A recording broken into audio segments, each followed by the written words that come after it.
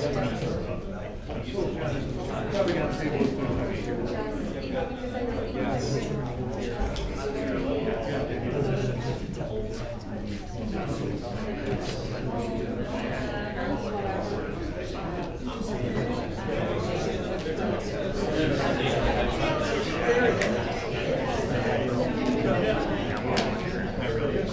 up front.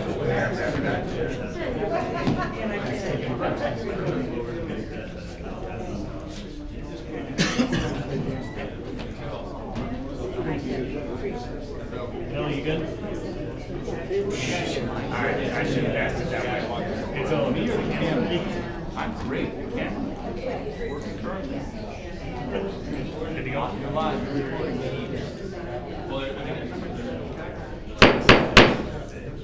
Good evening, everyone. Welcome to the regular City Council meeting, Monday, July 23rd.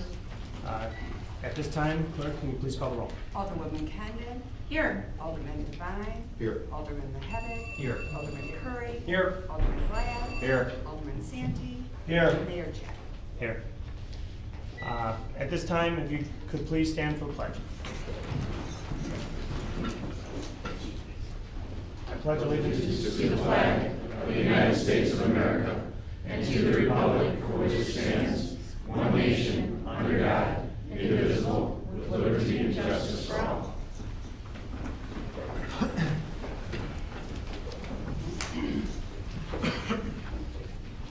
This evening, it is noted that Alderman Schaefer is absent and out of town for purposes of his employment and has contacted staff indicating he would like to participate in tonight's meeting by phone. He is on the phone now, and procedures require a motion by the council to permit Alderman Schaefer to electronically participate in this meeting. Would someone else like to make the motion to accept? I'll make that motion. Thank you, Alderman Santee. Second, Alderman Condon. Yes. Thank you. Clerk, please call the roll. Alderman Santee. Yes. Alderwoman Condon. Yes. Alderman Glad. Yes. Alderman Curry. Yes. Alderman Mahevik. Yes. Alderman Devine. Yes. Thank you, council. Let the record reflect Alderman Schaefer is now participating by phone. Alderman Schaefer, can you hear us? Yes. All right, thank you. At this time, I'm going to go ahead and open it up for public comment. Is there anyone in the public that would like to make a public comment at this time? Sir, please step up to the podium. Please state your name and address for public record. Jeff Varda, 3400 Biscayne, McHenry. And basically what I wanted to do was just make a couple comments on the solar presentation that was made last week. First off, I've got no objections to solar power. That guy can come in my yard and cover every inch. I never have to own my yard again, and I'd be happy as heck. But what I was concerned about is that it would be done not in conjunction with an overall plan for Peterson Farm, which we really do not have yet. I know Bill's doing a market survey. Would that be the best way to describe that? Yeah, market study. Market study. So what I wanted to do was just say a couple things about that and see if I can't kind of change the paradigm of the way we think about, the way I think we think about Peterson Farm. Did you get that all down? And if you'll look on this, I have a couple pages here that I just kind of throw out just to think about some of the research that's out there on agricultural tourism, heritage tourism, historical tourism, in terms of some areas where it's been very beneficial. And I just threw out, you can look up on Google, you can figure out and go through and find the rest of all of these articles, but just kind of an introduction to what it is, how it's been economically successful in other towns and other areas. The next thing that so we'll move on real quickly here to 3 other possibilities. I kind of wanted to make sure that, actually I was kind of surprised that solar got put out there before anything else. So I see some looking, we're gonna go right here to this, the pie chart. So, the other stuff you can catch up on whenever you'd like.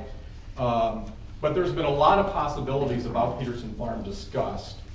This is a survey that was done at Peterson Farm Day last year. A couple things about that. 50% of the people that attended, it was about 2,000 people last year, were from out of the city of McHenry, about 50% from McHenry, a lot from McHenry Township, etc. But we did take a survey. We chose 105 people and asked them what they thought would be a good use for Peterson Farm.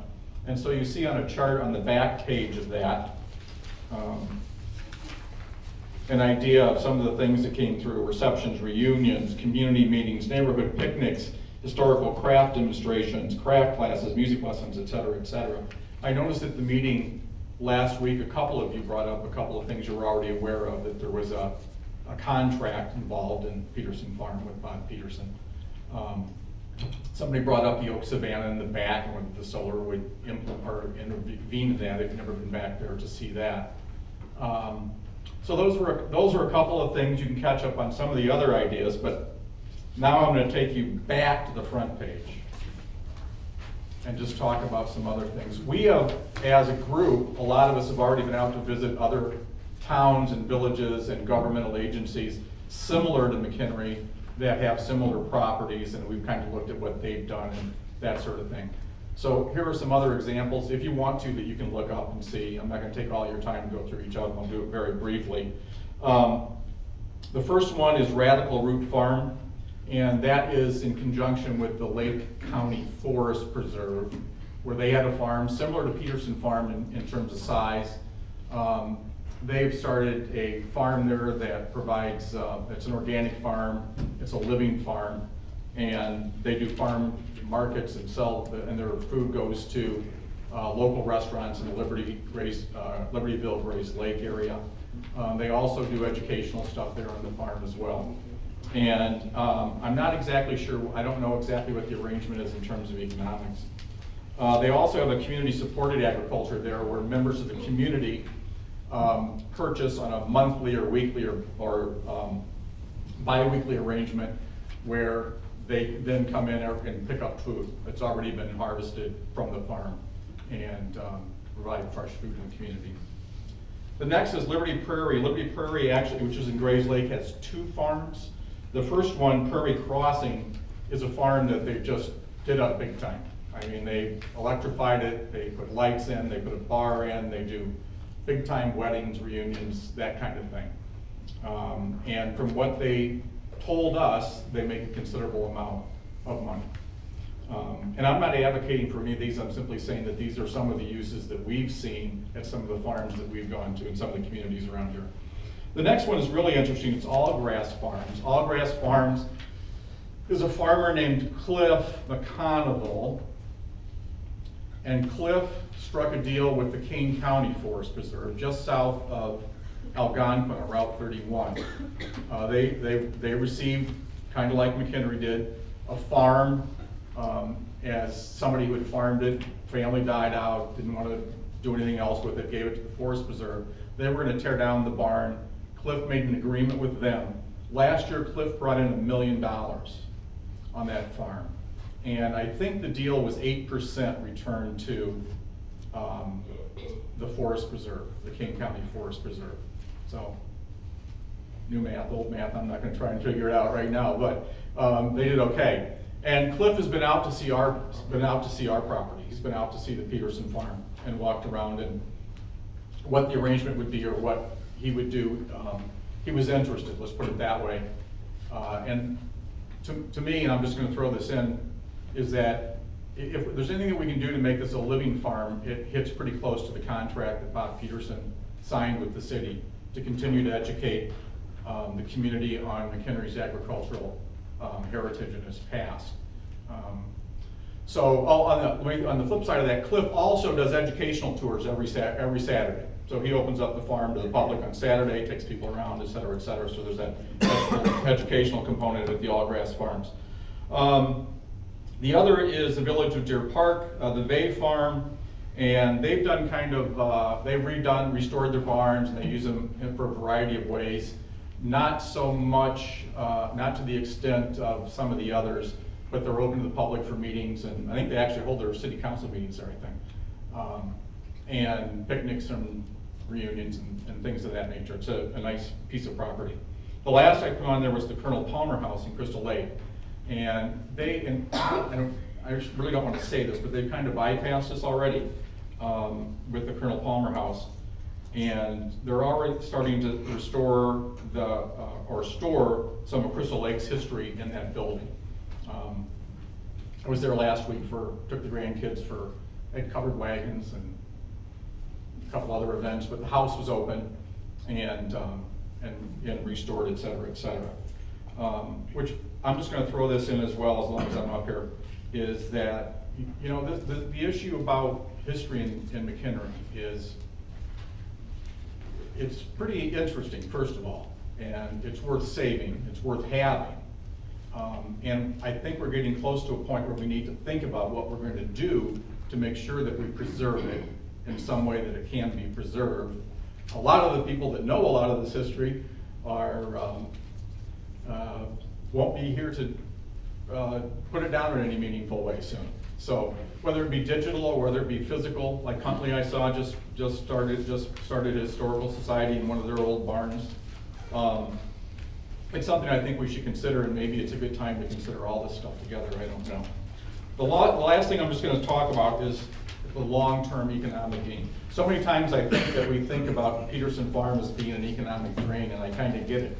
I mean, the cost to restore that, it would not be, it's not chump change, let's put it that way, to redo that. You know, so you look at, I'm sure that you guys look at and think about, well, if what we're putting in, what are we gonna get out? I mean, that's a practical thing to think about.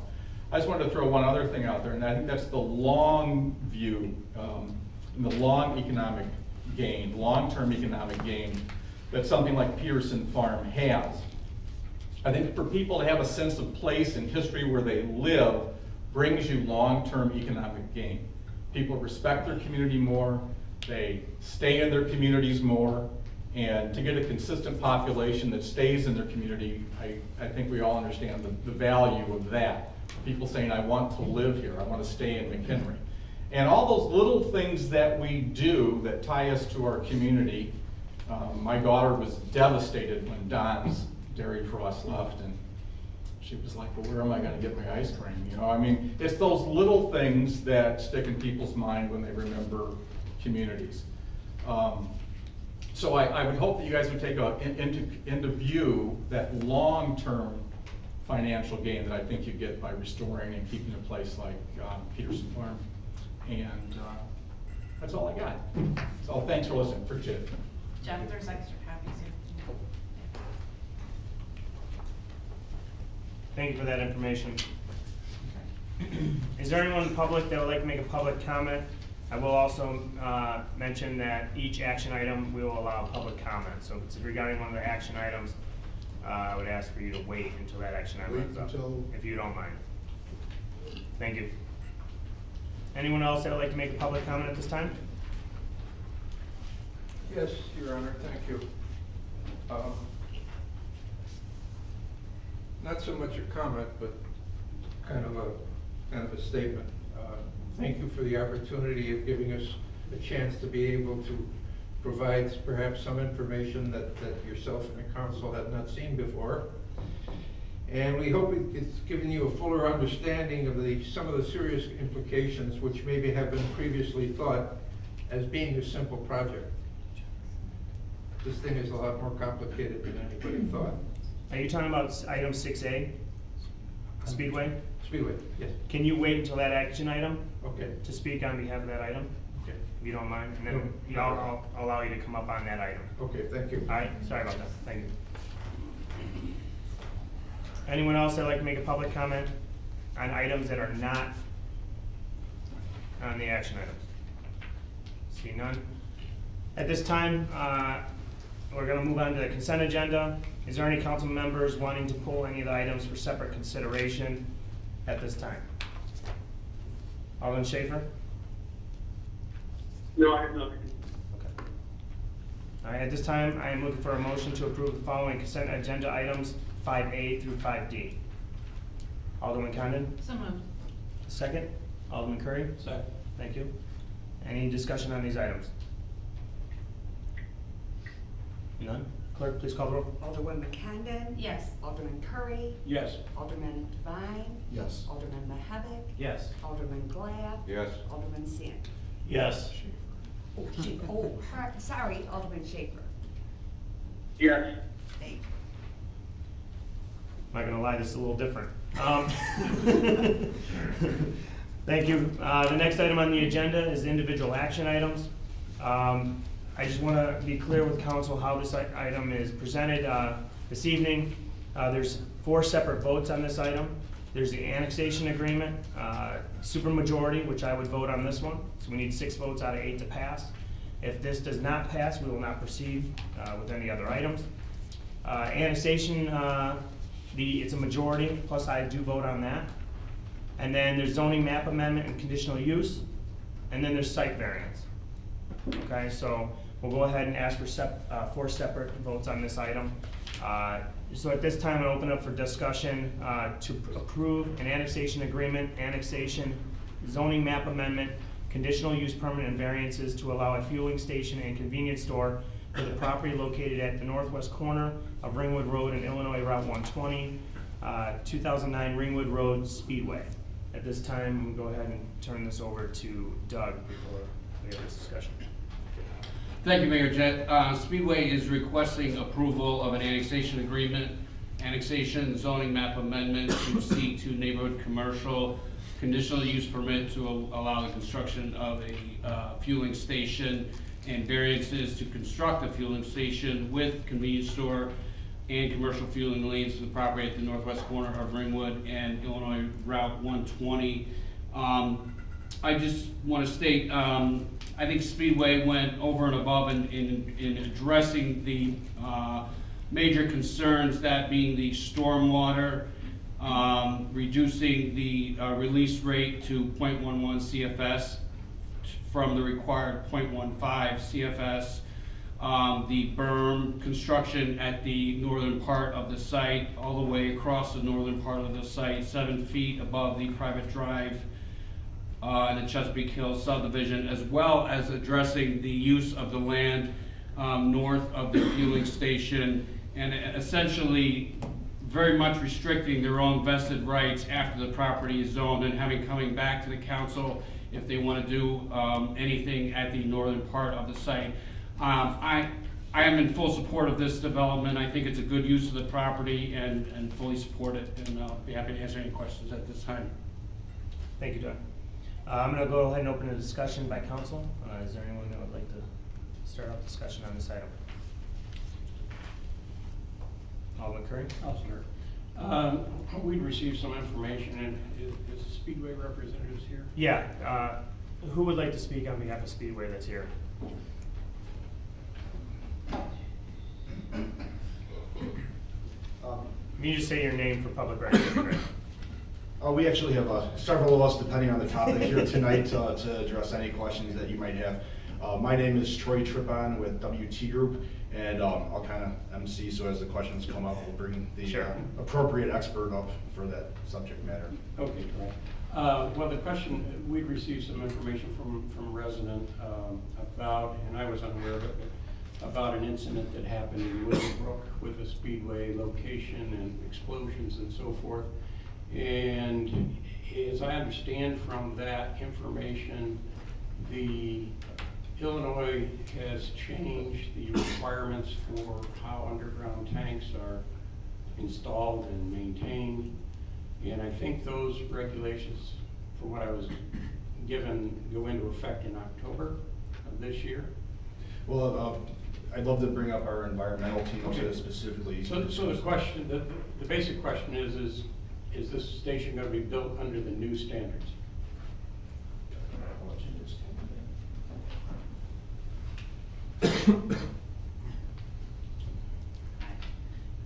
My name is Eric Swayzgood. I'm the manager of environmental compliance, and I can answer that question. The answer is absolutely yes. We will install the most up-to-date, state-of-the-art UST system. It's going to have double wall tanks, double wall lines, and leak detectors to be able to detect anything that would be occurring 24/7.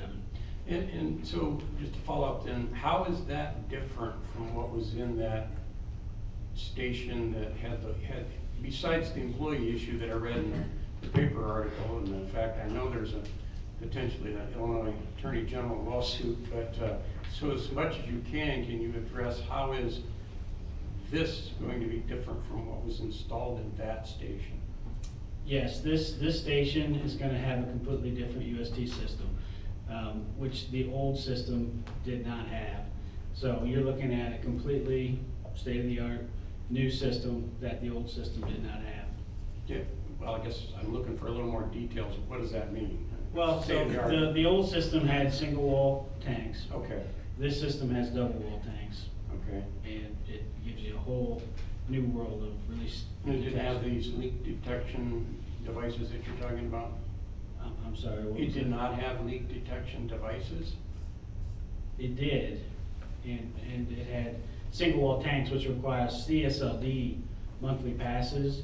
Double wall tanks will have an interstitial space, which will have an interstitial sensor, which will detect anything that would be released from that tank immediately. And still be contained by the outer wall? That is correct. Okay, thank you. Thank you. Any other discussion by council? Alderman Glenn? I guess the question though specifically was, I believe Alderman Curry asked, will that be built completely to the guidelines of the new standards? Completely. He said yes. He said yes. Yeah. I mean, I know he detailed a lot of things, I just want to be sure. Yes, just to clarify, the answer is absolutely yes. The other thing I want to bring up is we were talking about drainage last time, and I realize we're requiring, well, staff asked that we, require a larger restriction of water flow off of that property than what's by ordinance, which we can ask for in an annexation agreement. But what is that flow compared to the type of flows that we have right now off of that property? Probably a lot less. Probably, or we know? It has, it's gotta really, it can't leave the site any faster than it does now. Okay.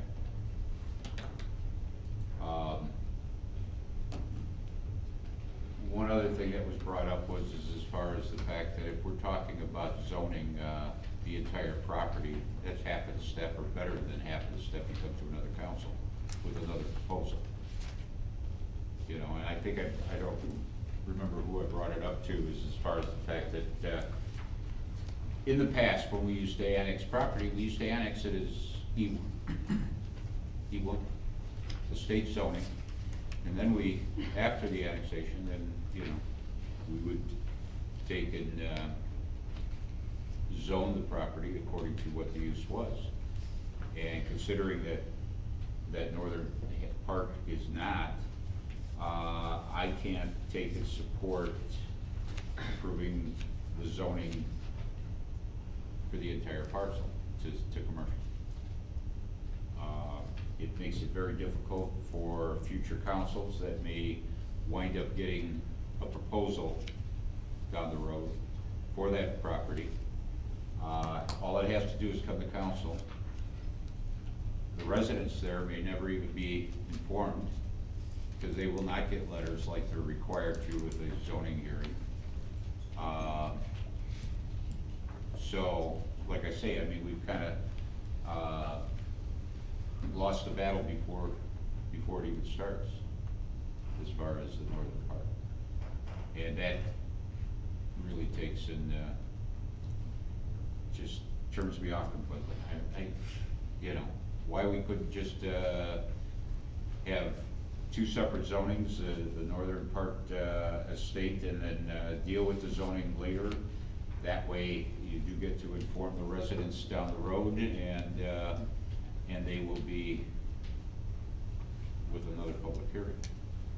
I realize it's more burdensome for the developers, but we're not here just to make it easy for the developers. We're also here to represent the residents of the city. And I just feel, again, that those two things that were my major concerns last time, and they're still concerns of mine. And I don't know, you could say that, what is it, 1.15 is going to be reduced to 1.11, was it, or what? 0.15 is being reduced to 0.11. To 0.11. you know, how much is that, percentage-wise as far as actually reducing the flow of the water? And where does that, the flow of the water go after it leaves the properties? How does it meander to the Lakewood Park drainage way? The flow goes to where it goes now, Which is where? To the east. That's what I'm asking. to the east. To the east. I'm sorry? To the east. To the east.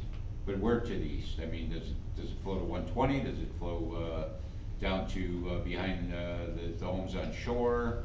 It's gotta go somewhere, but where is it flowing at this time? They didn't fully engineer the site yet. I'm sorry? They didn't fully engineer the site yet. Can you answer that? Yes, I can jump in on a couple of these things specifically. First of all, our stormwater will be released to Illinois Department of Transportation, so it will be released to the 120 right away. Most of our utilities come from the east along the Ringwood right away, with exception to stormwater. Stormwater will be collected on the site to the north of the building primarily. It'll then be released towards the south and work its way into IDOT. We are not allowed to release more water with the development than we do today. So I believe as we discussed, to validate those facts, the requirement's 0.15. We're actually exceeding this with a 26% reduction to 0.11 cubic feet per second. It is going to the south and east into IDOT, so as part of our permit review, Illinois Department of Transportation will be looking at this as well. So there's a whole other set of eyes to make sure that the situation is better when we're done with this project than it is today. I believe if there's existing flooding issues, they're to the northern portion, northeast portion of the property, which ironically is where we'll be putting a berm. So our berm and raising there's a garage up there and an existing shed. When those get raised, there'll be a berm in its place, which will help improve any flooding issues up there. With regards to the zoning, just thinking out loud here, we're one lot right now. So if we had to develop, if another developer was to come in and Speedway was to sell it to the next developer and have to come and develop something on the north side, we'd have to go through a subdivision process, correct? No, it's worse than that. What we've done to draft around the problem of when Alderman Glab is raised is better than just leaving the zoning at estate or any sort of residential. It requires an amendment of this annexation agreement before any development of the property. So that's much better than whatever the zoning is. It makes no difference what the zoning is. The agreement has to be amended. Okay, so one way or another, we'll be back in front of you, or somebody will be back in front of you when that when that northern zone gets touched. Okay. That's what the agreement says. Right, that's what it That says. they have to come back to city council. Right. Right. But there is no requirement, again, to notify all adjoining property owners or anything. The agreement has to be amended. It has to go through all the notice and hearing procedures. It's exactly the same as what we're doing right now. So it would have to go to planning and zoning and everything else? Well, it might have to go to zoning depending on what they want to do. But the agreement has to be amended. Without amending it, nothing gets developed. It was a nice concession they made. I remember the day they made it. Okay, so in other words, they have to go and notify all the adjoining residents on. Right, in the same way that we notify annexation agreements. David, Publication and mailing. We don't have to notify property owners on annexation agreement. Don't we send out 15-day notice? Not to property owners, no. So who are we sending it to? Paper, That's publication. right, We don't have a mailing requirement? not for annexation agreements. Okay. Well, the point, the notice to the neighbors isn't the point. The point is that the city council has to agree. If the city council wants to mail it to every resident of the city before the agreement's made, we can do that. The strength of the city council's position on the development of the property of the north, and the people from Chesapeake should listen to this, is that nothing will happen without the city council agreeing to it. And if the city council at that time, given my error here on notice, wants to mail it out to everybody, we can do that. If they wanna publish it 5 times, they can do that. But if we have it in the agreement that they have to notify all the adjoining property owners, then we know it's gonna happen, right? Don't forget. Well, you're putting. Don't forget, no, you're no, agreeing with wait a yourself minute, then. wait a minute, please, Attorney McCarroll. Okay. My point is the fact that, we're the ones that are, if we approve this, we'll be bringing them in. Right. Okay? It's another council that could possibly be making the decision down the road. Probably. Okay?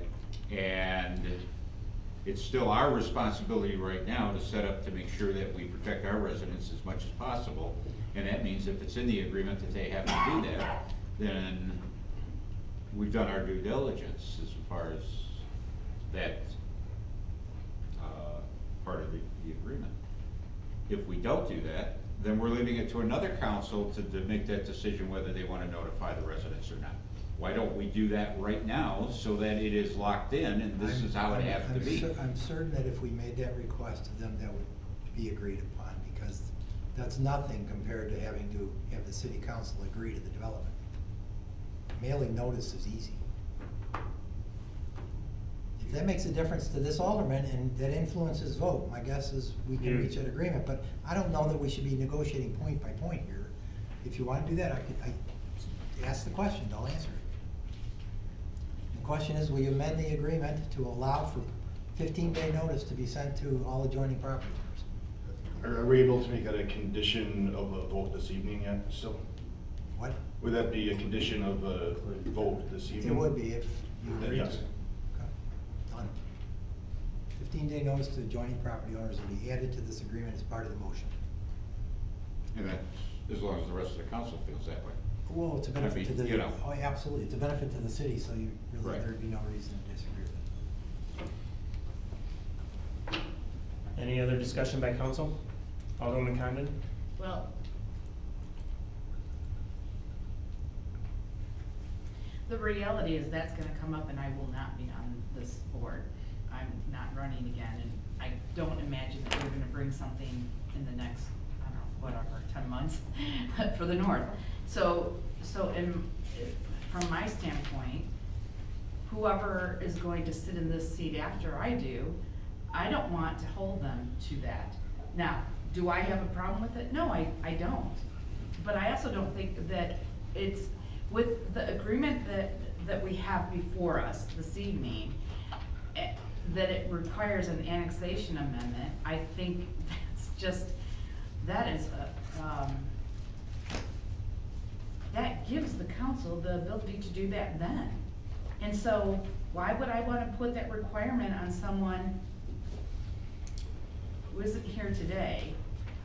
They need to do their aldermen and women who are on this council at the time that a proposal does come for that north portion, it is their due diligence to understand what has happened, to read all the information, just as I have for previous things, and make that decision. I'm not comfortable making that a burden on a future council. I think that's ridiculous, and we've already put in a huge requirement that the company has accepted by having them come back before us. I think that's silly. Alderman Schaefer, do you have anything? I have nothing for this right now. All right, thank you. Alderman Glenn? Yeah, to start out, I guess the question is why would we do that? But why wouldn't we do that, I think is the big question. That's what I answered. And, exactly, why wouldn't we do that for our residents? Why wouldn't we require that? We're the ones that are making the agreement now, okay? It sets the pace for down in the future. And if you want to make it to where, you know, you could wind up with a brand new council that's here 3 weeks, and they could be coming in. And it could happen. And the earth could. Yeah, exactly. And you know what? The earth could fall in as ridiculous to Alderman Condon. So let's just take and let's look at what's best for our residents, because that's what we're here for. That's all I've got to say. And just for clarification, in almost 16 years, I have always, in my opinion, which is maybe different than yours, but in my opinion, always done what I felt was best for our residents and our community. Just to be clear. Any other discussion by council? Thank you. Thank you very much. At this time, I'll open up to the public for public comment regarding this item. I would ask that if there is Chesapeake, there is obviously a few of you from Chesapeake, if there could be a spokesman on behalf of your organization, that would be great. Yes, sir. Real quickly, I know you gentlemen have been given a lot of information to council, but I want to say one thing before you make decisions. Could you Can you state your name state your for the name? benefit of Jeff here? I didn't know a darn thing about gas tanks except the L gas, all right? And when I did a lot of research, I found this out, that these tanks will be going down 6 feet below the surface, all right? They are encased with gravel, they have concrete underneath and hold them up, steel. And the weight that I found out, which is unbelievable, is close to 2 million pounds. Now, I want to know from Speedway, did anybody check the soil underneath where those tanks are going? Okay, because if it's not right, those tanks could move, and if it's 2 inches, it could cause a major problem. I asked the council to ask those questions. It's not up to me to, okay, because I think it should be. That's all. Thank you. Anyone else that would like to speak regarding this item? Did I say? No, I said 2 million. No? Anyone else? Last chance? John? Okay. So I, I might as well get up there. Just make sure they know I said 2 million. You can see 2 pounds. please state your name for public record. I am John Saul again, and I live at 5604 Chesapeake Drive. I again would like to thank you for the opportunity of presenting our information. We hope it's giving you a fuller understanding of some of the implications which maybe have been thought to not to be able to be associated with what was thought to be a relatively simple project. It's a lot more complicated than we think. We hope our role as providers of this evidence will have served as an aid to your thoughtful rejection of the proposal being made by Speedway for the northwest corner of the intersection of Route 120 and Ridgewood Road here in McHenry. The decision is yours, Council. But based on the information we have provided, we hope that you support us in our thought and our wish that this proposal be rejected. Thank you.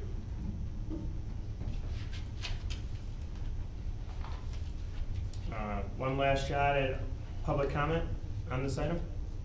I want to make sure, Mayor, that I said 2 million. You did. He said I did not say 2 You million. did, 2 million. That weren't 2 pounds. You guys. I- Oh, there you go, okay. I figured. Okay, so I'm at this time, close the public comment portion. I'm gonna go ahead and ask for a motion to approve an annexation agreement to allow a fueling station and convenience store at the property located at the northwest corner of Ringwood Road in Illinois Route 120, 2009 Ringwood Road Speedway. Alderman Condon? I will make the motion as just presented. Thank you. Second? Alderman Santi? I will second the motion. Thank you. Now, again, this requires a 2/3 vote of the corporate authorities, which includes the mayor, which is 6 votes. At this time, I'm gonna open up for public discussion by council. Alderman Schaefer, do you have anything? Not this item. Thank you. Alderman Condon? I just wanted to say that I do truly appreciate the input that the residents have had.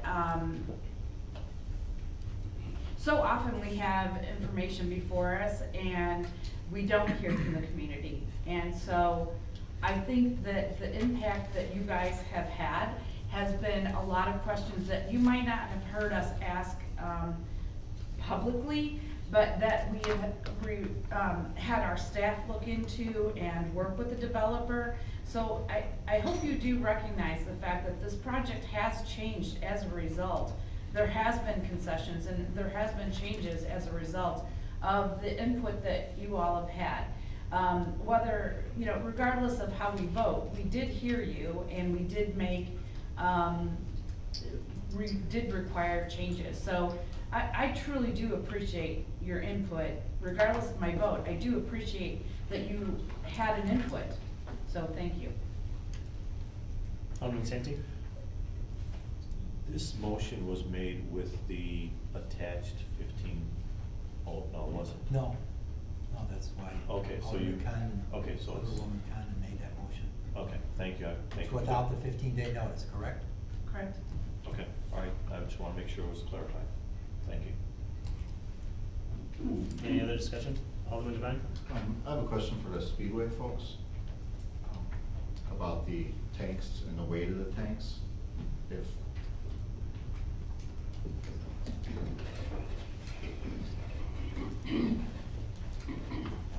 has there been, could you like explain like the soil samples and the testing that you're gonna have for the? Yep, I'm Peter Perchlik, the project manager with Speedway. The tanks, we do a geotechnical survey of the site, and we've already completed it back earlier this year, where we drill down 20 feet into the ground, test the soil to make sure it is good for our setting our tanks in. We have a geotech engineer review all that and provide their requests. If there is issues with the soil, which there is not in this case, we will make adjustments and add concrete or as needed. And we'll have a geotech representative on site while we're digging and making all of the foundations and everything like that. How many tests did you run? Yeah, no, Mayor. Sorry. Thank you. And who reviews that? Who reviews that was that process? Who reviews that process? Well, it's a third-party geotechnical engineer, does all of their own recommendations and analysis of that soil, as well as a different third-party engineer who's on site during the project's construction. Who approves it though?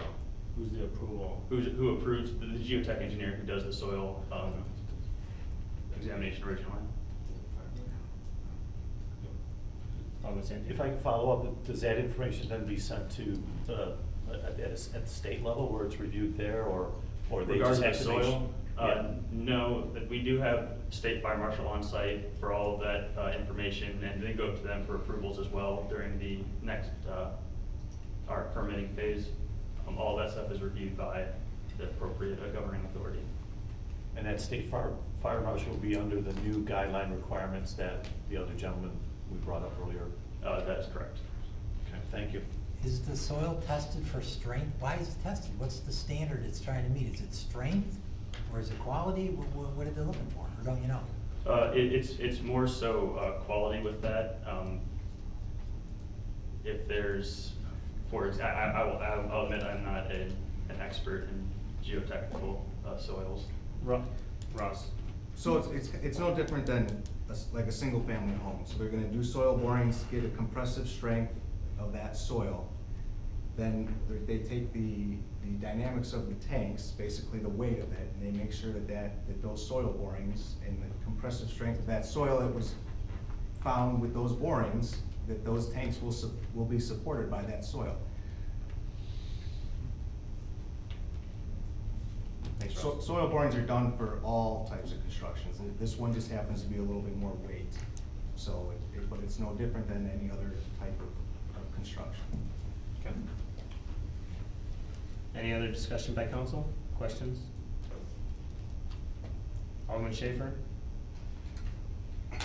Nothing on this item. Okay. All right, at this time, clerk, can you please call the roll? This is a vote on the annexation. Annexation agreement only. Alderwoman Condon? Yes. Alderman Santee? Yes. Alderman McGlad? No. Alderman Mahavik? Yes. Alderman Curry? Yes. Alderman Glad? Alderman Schaper? Yes. Alderman Devine? Yes. Thank you, council. Oh, yes. Oh, me. Yes. Thank you, council. The next item on the agenda is a motion to approve an annexation to allow a fueling station and convenience store for the property located at the northwest corner of Ringwood Road and Illinois Route 120. Looking for a motion and a second. This is the ordinance annexing the property. Oh, okay. Alderman Condon, I'll make that motion. second. Alderman Curry, I'll second. thank you. Discussion on this item? And this motion only requires a majority of the corporate authorities, including the mayor. Any discussion? Alderman Schaper, I have nothing. clerk, please call the roll. Alderwoman Condon? Yes. Alderman Curry? Yes. Alderman Santee? Yes. Alderman Glad? No. Alderman Curry? Alderman Mahavik? Yes. Alderman Devine? Yes. Oh, Alderman Schaper? Yes. Yes. Yes. Thank you. That is passed. The next item on the agenda is a zoning, to approve a zoning map amendment to allow a fueling station and convenience store for the property located at the northwest corner of Ringwood Road and Illinois Route 120. Looking for a motion and a second. Alderman Santee, I'll make the motion. a second. Alderman Condon. Any discussion on this item? Alderman Schaper, Not on this item. clerk, please call the roll. Alderman Santee? Yes. Alderwoman Condon? Yes. Alderman Devine? Yes. Alderman Mahavik? Yes. Alderman Curry? Yes. Alderman Glad? No. And Alderman Schaper? Yes. Thank you, council. That is passed. The next item, in this same, this item of the item is a motion to approve a conditional use permit and variances to allow a fueling station and convenience store for the property located at the northwest corner of Ringwood Road and Illinois Route 120. You know, I would suggest splitting these up because of discussion that I've heard. Maybe we want to take the conditional use permit first, but I'll leave it up to whoever makes the motion. You can either put them together or separate them, whatever you prefer.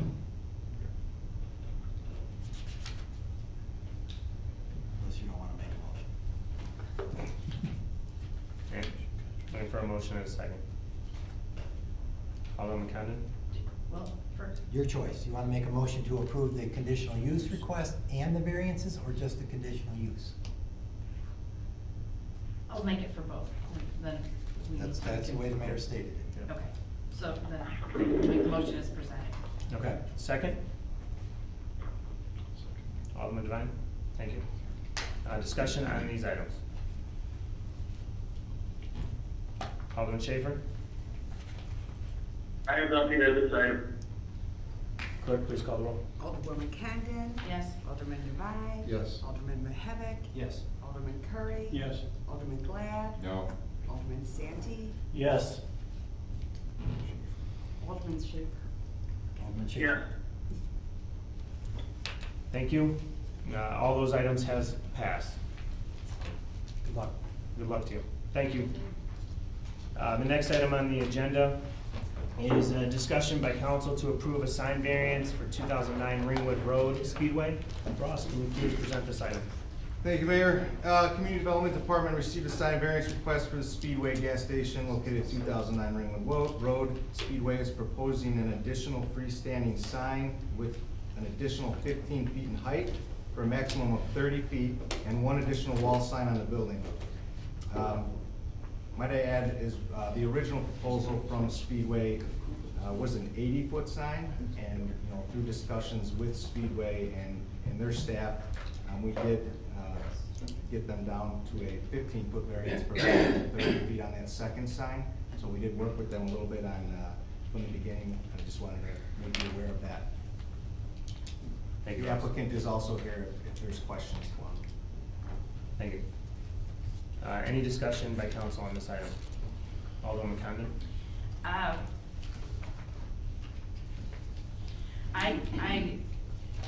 am happy to support a second sign, but not as presented. The height of that additional sign at 30 feet is excessive to me, and I can't support that. Any other discussion by council? Alderman Curry? Well, just a comment, and I'll echo Alderwoman Collins' comment there. And I mentioned this on the last Speedway that was on Route 31, is that, you know, we have an ordinance for 15-foot sign heights. I know we have some that exceed that, and Director Foderecki sent us a list of those. And there are more than just on this list, but, you know, most of these have, on this list anyway, were quite a while ago, although they don't predate in most cases, probably the ordinance. But at some point when we talk about what do councils do, you know, at some point, city council said the city of McHenry needs 15-foot height restriction.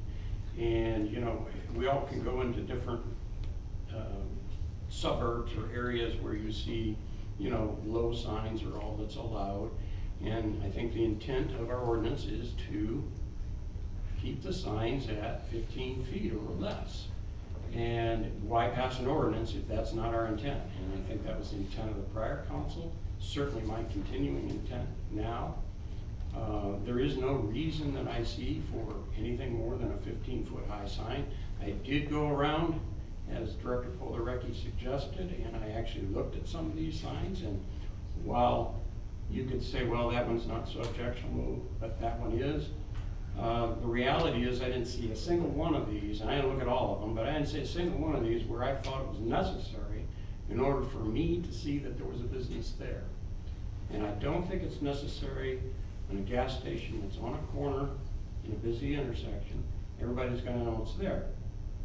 And I don't have a problem with the second sign. In a prior meeting, Speedway was here and it indicated, as far as for the truck business, for the truck fueling, that one of their main targets anyway was essentially the gravel trucks. Well, guess what? The gravel trucks are all gonna know they're there. There's not gonna be any secret. They're not gonna be hidden. I just see absolutely no reason to continue to approve signs that are higher than 15 feet on this or any other, for that matter. And I know we're gonna know them coming before us, but, so, that's my opinion. Thank you. Alderman Schaefer, you have anything? Yes, this is what I do. The, part one, I don't have a problem with an additional freestanding sign. I do have concern with the height. I appreciate the extra information we got from Director Foderecki, and that all of the signs that we currently have do not exceed the height that they're asking for. So in my opinion, and concurring with Alderman Curry, I don't see why this, and I guess not totally agree with Alderman Curry, but my point is that this shouldn't exceed what's already been approved by prior councils, and that would be 25 feet. Thank you. Any other discussion by council? At this time, I'll go ahead and give it back to you. I'm going to open up to the public for public comment regarding this item. Is there anyone from the public that would like to make a public comment? I see none. If you'd like to come on up.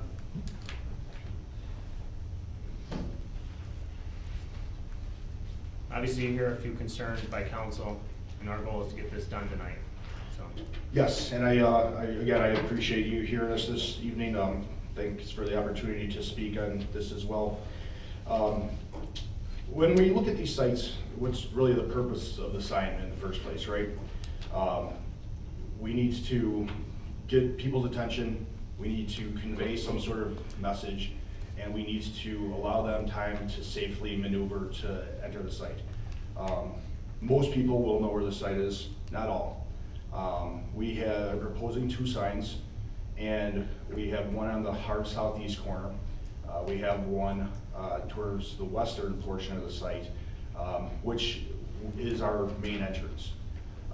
Our intent with this site and all of the traffic flow, which I understand you went through in the prior meeting, is to drive traffic towards the 120 entrance. That being said, the bigger, larger sign should be at the 120 entrance. By having the larger, more predominant sign to the west, we can drive the focus over on that side of the site. The smaller sign on the hard corner will ensure that we see signage from all four directions. So our intent is not to go out and put the largest sign we can up there. In fact, we're actually taking down an existing billboard as part of this project. There's several billboards, one of which is on our property. So we're taking it down and we're actually putting up a smaller sign than is there now. Our intent is not to disregard your code. We've been very respectful in what variances we're asking you for. In fact, our building signage, on the building sign, we're allowed 144 square feet, and we're only using 90 square feet. And then the freestanding signs as presented allow 200 square feet, and we're a little bit less than that. So our intent is not to go and put up Las Vegas type signs. Our intent is to make sure that the customers and the passerbys can identify and safely maneuver to the site from all four directions. In addition, when you're looking, I mean, nobody knows McHenry better than all of you. So when you're going westbound to eastbound, when you're driving eastbound on 120, the site as a whole slopes to the south and to the east. The next major intersection to the west is Martin, I believe. And when you're looking at grades, the grade at our site in that corner intersection is approximately 776 feet above sea level. The grade at the intersection of Martin, which is where the bend is for 120, it's got the bend and a significant grade change near the quarry. Martin, the elevation is 895 feet above sea level, approximately. That means in that stretch, you're dropping 119 feet and going through a bend. We're not asking for a giant sign. We're asking for a tall sign so that with that bend and with that 119-foot elevation change, drivers can adequately see it heading eastbound.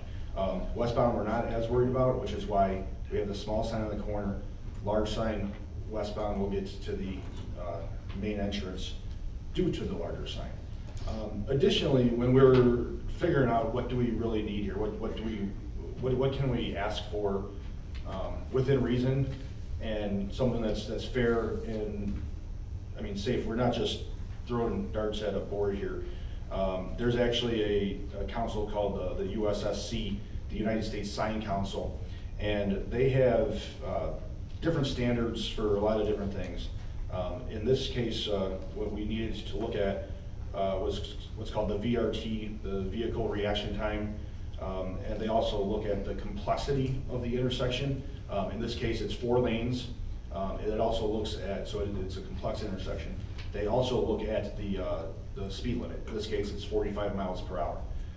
With that is an equation to tell you what size the sign is recommended to be, so that traffic can be informed, make a good decision. If they need to switch lanes to get into the left lane, slow down to get into the site, they can do that. So according to the United States Sign Council, they would recommend that we have a 253 square foot sign. Again, when we're asking for what we're asking for, we believe is respectful to the ordinance. because we kept it at 165 square feet in order to keep our total sign square footage request below the maximum allowable amount. So again, your maximum allowable amount's 200. We are below that for freestanding signs. And between what we're trying to accomplish with our, as I opened with, to inform the public, convey the info, safely maneuver. Wait a minute, if I can interrupt you. I don't think I could be wrong about this, but I don't think they're asking for a reduction in the square footage. They're asking to reduce the height. So the question is, can you go down from 30 feet? That's all. Well, I mean, the issue is the bend and the grade change to the west. So the grade change. What do the standards say about that? What do the standards say about that? What's the minimum that they're recommending the height be given the grade? Well, we have a couple exhibits to show where you can actually see the 30-foot sign. Well, just tell us, is it 30 feet or is it 28 feet or 35 feet? What is it? We would, all of that said, with the 119-foot grade change, we would like to stick with our request for the 30 feet. But do the standards require a minimum? Well, the standards in this case really come down to the sight line. So at approximately, can you pull that board out? So we're approximately 600 feet away is where you can see the sign. So when you're going 45 miles an hour with the 119-foot grade change, about 600 feet away is where we want traffic to see that sign. To see that sign that far away with the elevation change on 120, 30 feet is the number we believe is appropriate. Do you mind moving it to council so they can actually see that? Thank you. What is the distance from, make sure, what is the distance from the pictures?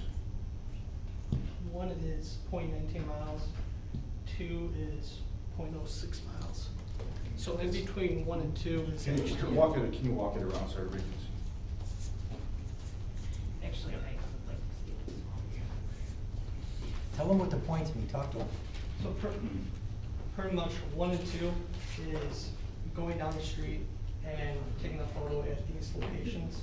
The VRT, the video reaction time distance is actually 661, I believe, that you said, which is actually in between 1 and 2. So 1 coming down, 30-foot tall sign is right there.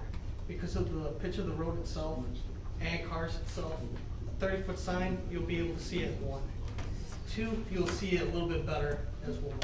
So because we're going for the 30-foot sign itself, it is to go above the cars and the slope of the road itself.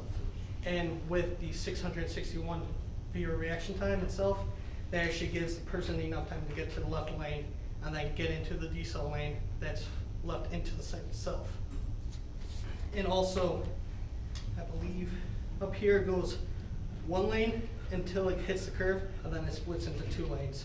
So right around that time is when someone's either gonna go left or right, and if they go right and then try left, it may cause stuff.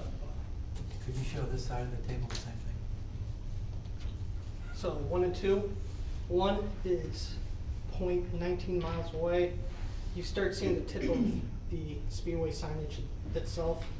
When you get closer to the site at 2, you start seeing it a little bit better.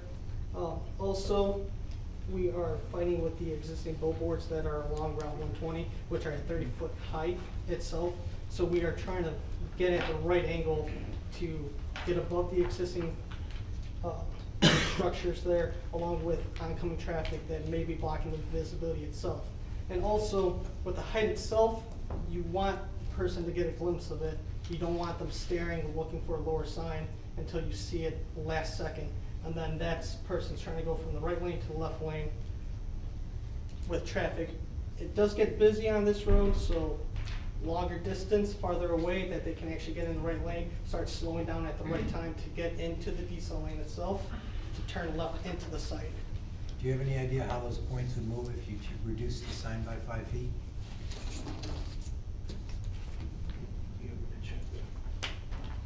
By 5 feet, it would reduce it not that bad.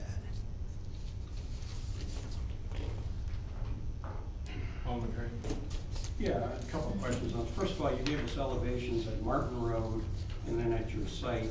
And now you're showing us a diagram here that isn't even clear back. Martin Road's clear up around the curve. You got 119 feet. You know, what are the elevations at the points you're talking about? I guess it would be a question. The other question would be, if you're going down a hill, I mean, I'm not an expert on signs, you guys, but the car in front of me is below me, so I'm gonna be able to see above that. If I got a 119-foot elevation change, that's a pretty good grade. In fact, I drive that road all the time. So I don't think there's any problem seeing over top of a car when the grade is going away from me. I guess I just don't quite understand that whole scenario, but the bottom line is, no, I mean, to me, no, you don't, you're not respecting our municipal code, because the code calls for 15 feet. So if you're respecting it, it would be 15 foot. Alderman Santi? What's the height of the signs that you're gonna be having above the pumps? The canopy itself? Yeah. The canopy itself is 16'5" from floor to the bottom of the ramp, and then the ramp itself is 4 foot height. Okay, so that's up to 20. Correct. That's all right, and that's lit. I mean, yeah. I mean, You'll see the auto canopy yeah, for the 120 side. Yeah, exactly. I mean, and you guys do a great job of marketing your Speedway logo and your Speedway colors. So, and a lot of what's done in today's society is that you see a certain shape and a certain color, and you can probably guess who that is, because I don't want to take up any other, I don't want to mention any other names, you know, in regards to, but there's our colors and certain logos that you see it, you spot it, you know who it is. I mean, we can go into fast foods and you can, you know, I'll throw a color and you'll tell me who that fast food restaurant is. You know, yeah. I mean, I understand where the other aldermen are coming from. You know, if you want to say it's 2 signs, I can agree to that at the lower level. You know, the second sign to me is personally not needed, but you know, if the group wants to continue with the second sign at the lower foot level, I would be comfortable with that. Thank you. Any other discussion by council? Alderman Glab? All I'm gonna say is the extra height is more for advertising purposes, to bring in more traffic into their gas station. Makes perfect business sense on their end. It would be interesting if we actually had a survey, which we don't. It'd be almost impossible to figure out. But what percentage of the traffic that goes down 120, traffic that goes down Ringwood Road, doesn't go down there 5, 6, 7 times a day, or at least 4 or 5 to and from work, or if they're going to the county buildings or whatever. So you're looking at 97% of the traffic. And if you approve this for them, then why wouldn't their competitors that are the smaller gas stations that possibly might get hurt a little from the additional large gas station would be coming in and ask for variances for taller signs as well? And how would you find, you've got businesses that have been in town for all these years that now want to be a little bit more competitive with Speedway and get their signs up higher because they want to be noticed more. You know, where does it stop? I don't know. You know, I'm out on the road, you know, once a month for 2 days with my magazines, and I don't care if it's McDonald's that we got to stop, if it's a gas station, unless it's a significant difference in price. It's always, what's the most convenient way to get in? You know, if the gas station's on the left, I'm going to keep going until I hit one on the right. If it's a McDonald's, the same way. There's plenty of them out there. And I think it's convenience that's going to dictate where these people are going to stop more so than anything else. And I don't consider myself any different than probably the average consumer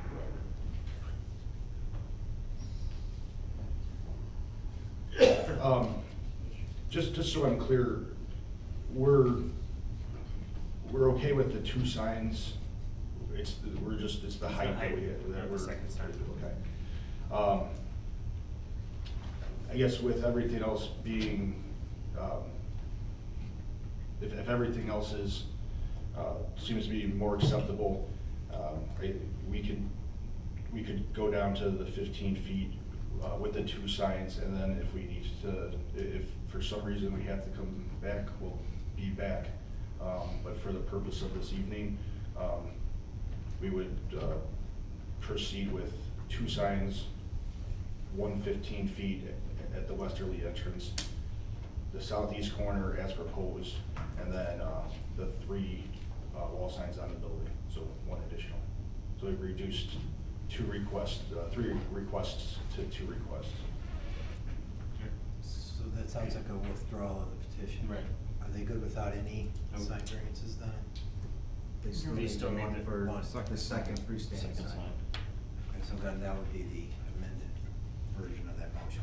And the wall. And the wall sign. And the wall sign, right? Is that Correct. required? Yes. Thank you. Okay. Any other questions? I want to say I appreciate that, and you've worked with us for a while now, and those types of things is good to see, so I appreciate that. Any other discussion by council? Alderman Schaefer?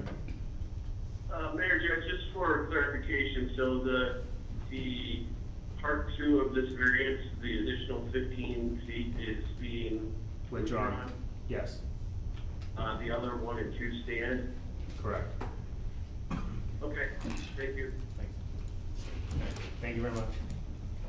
At this time, I'll open up for public comment on this item. Is there anyone in the public that would like to make a public comment? I see none. At this time, I'm looking for a motion to approve a sign variance for 2009 Ringwood Road. Now would I? As requested, minus the 15-foot height variation request. Is that kind of an Makes amendment? sense?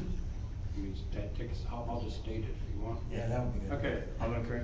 I make a motion to allow a second freestanding sign at the westernmost entrance for a total of 2 freestanding signs not to exceed 15 feet. And additionally, to allow 1 additional wall sign not to exceed 3 wall signs with a combined total size of 144 square feet. Second? Alderman Condon? Yes. Thank you. Discussion on this item? Alderman Schaefer? Appreciate them making that concession, and just again for clarification, they're going to have the sign, but it's going to meet our ordinance of 15 feet in height. Correct. Correct. Okay, thank you. All right. Clerk, please call the roll. Alderman Curry. Yes. Alderwoman Condon. Yes. Alderman Schaefer. Yes. Alderman Santee. Yes. Alderman Glad. Yes. Alderman Mahavik. Yes. Alderman Devine. Yes. Thank you. Speedway, I appreciate all you've done, and I appreciate you investing in the community of the city of McHenry, so it's going to be great to work with you all. Thank you. Thank you very much. Next item on the agenda is discussion to approve a conditional use permit and variances for the fueling station located at the southwest corner of Crystal Lake Road and Bull Valley Road, 5301 Bull Valley Road, BP. Doug, can you please present this item? Thank you, Mayor. Graham Enterprise, Inc. is requesting approval of a conditional use permit for a gas station and a variance to eliminate the front foundation plantings and a variance to exceed the on-site lighting requirement. The property is located at the southwest corner of Bull Valley Road and Crystal Lake Road. It's been utilized as a gas station, as you know. The owner wishes to raise the site and rebuild and rebrand the station. It's located along a major state route and within the middle of numerous businesses at a major intersection near many residences. Even though the site has been utilized as a gas station, the fact that the existing gas station is being torn down and rebuilt as an expanded facility requires a conditional use permit approval, essentially another conditional use permit. They're taking their convenience store and going from 1,000 square feet to about 5,300 square feet, and they'll be adding a couple pumps and basically, you just, their canopy will be remaining and everything else will be replaced. And the applicants are here if you have any questions. At this time, I'll open up for discussion by council. Alderman McHenry? So, I am no lighting expert, so I guess I'm really looking at staff, and I was on the committee when we addressed the candlewood and learned more than I thought I would about lighting, but still not an expert. So, and I know with the changes of the LED, I guess my concern is because my concern is the residents there, and if there's additional lighting, is it gonna spill into their property? And because I will get those calls, and I was a neighbor to many of them, so I know I will get those calls, and I'm just worried about the lighting. So I'd like to hear from you guys with, you know, everything, that you feel that it's not going to have that. I mean, that's what it said in there, but I really just wanna have that discussion. So the lighting ordinance needs to be updated. It doesn't reflect the LED standard. It doesn't, you're right. And the lighting is most, right under where you pump your gas is where the standard is not met. And as you go out, there'll be no light trespass onto any adjacent property, and the LED is very concentrated. So, in answer to your question, there should be no issue at all. Thank you. Alderman Santee? It's my understanding that during this whole remodeling, that the station will stay open, is that correct? Mr. Graham? Yeah, if you. Oh, sorry, I apologize. Oh, could you go up to the podium? Oh, I'm sorry. Yeah, sorry, I didn't know you were with that group. Good evening, I'm Carissa Wendt with the WT Group here with Graham Enterprise tonight.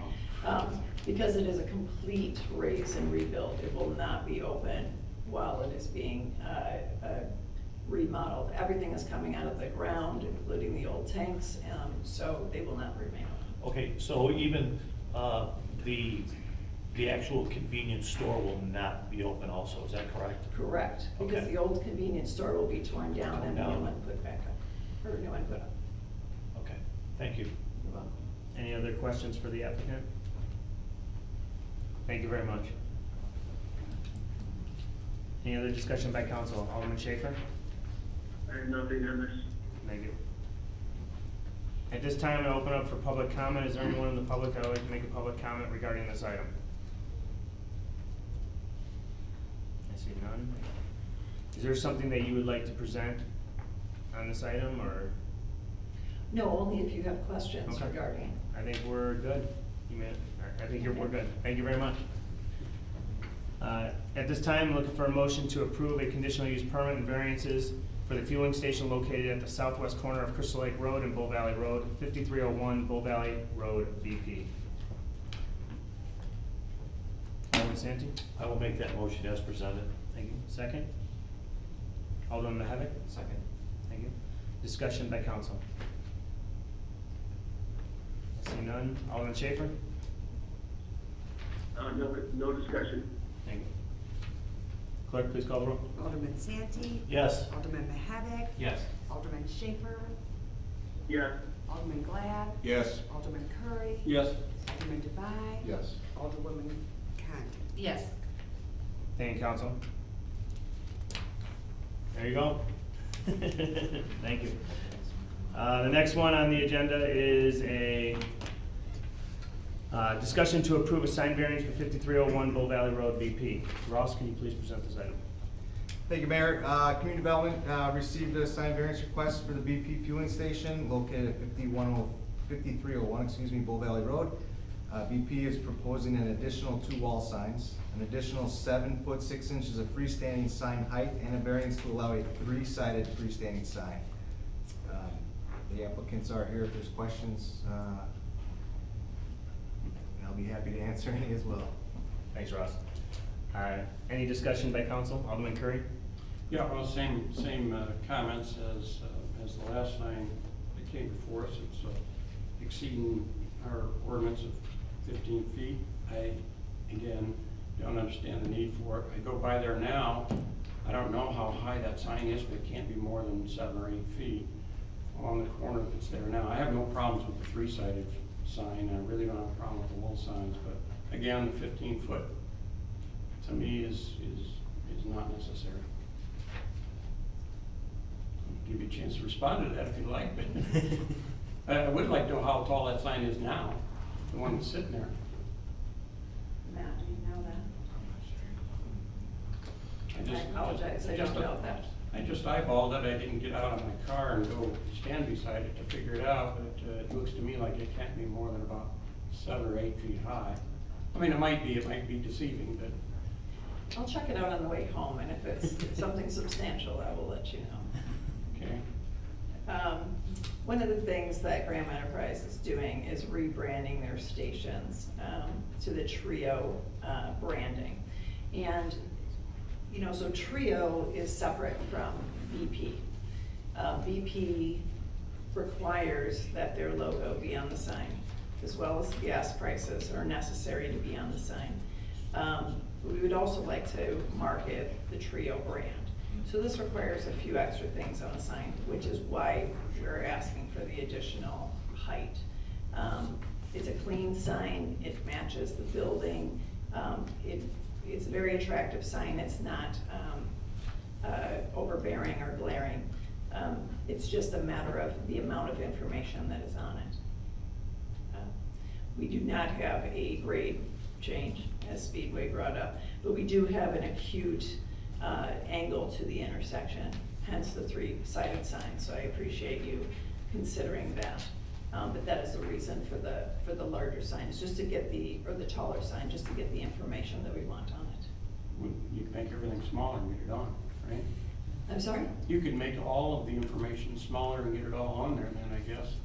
With the exception, I think, of the pricing, and that just becomes a safety hazard, actually. People trying to read as they're driving 45 miles an hour and trying to make a decision. So we do keep certain elements of the sign, a certain square footage for safety reasons, so people have time to react. Okay, but presuming that I'm anywhere close to being right about the current height of that sign, it's there now, and the only thing it sounds like you're adding is a Trio logo. I don't quite understand why you need to be more than twice as high as what you are now. I apologize, I don't know the size of that sign, so I can't comment on that. How are you doing on square footage of your sign versus the ordinance compliance? Versus the ordinance, we're actually under the square footage. Okay, so can you increase the square footage by way of width of the sign and get the same information on a shorter sign? We could. I think that we are trying to eliminate the blocking any visual view at the intersection, be it drivers or visibility of the site. So we went out instead of wide. Alderman Condon? I agree with Alderman Curry. Again, I really would like us to stick to our ordinance of 15 feet. I mean, I literally could walk over there if I had to, and so the 3 sides to the sign, I think, makes absolute sense. While maybe I'm not the average driver, I understand and appreciate the fact that the branding is important, but I think you're going to have a beautiful facility there. You're going to have the logo on the building, I'm presuming, and so the branding's going to be there, even if the branding has to be smaller on this freestanding sign. So I really can't support anything higher than 15 feet. I think you can make it work, and I fully support trying to and appreciate you wanting the branding, but it's got to be within our ordinance. So, with the addition that I'm happy to do the 3-sided. Any other discussion by council? Alderman Schaefer? Yeah, I had a question. Are they allowed to have, I like the triangle sign with the Trio logo, and I do agree with the discussion so far too, as well with the height restriction. Are they allowed to have that Trio logo, say, centered in that triangle of signs, and then have that rotating. Is that allowed by ordinance? No, it is No, not. it is not. Okay, thank you, just wondered. Is that all you have? Yes. Okay. So if a majority, is everybody finished? Yeah. If a majority of the city council is tending to want to deny this request, it would be appropriate to make a motion to either grant it or deny it and vote on it, as opposed to changing the height, unless you want to change your petition as you're standing there. They're gonna vote on what you're asking for, and what you're asking for right now is 3. They're not gonna vote on 2, they're gonna deny your request. Okay, let me confirm. If there's a majority going that way. Yes. Yeah, thanks.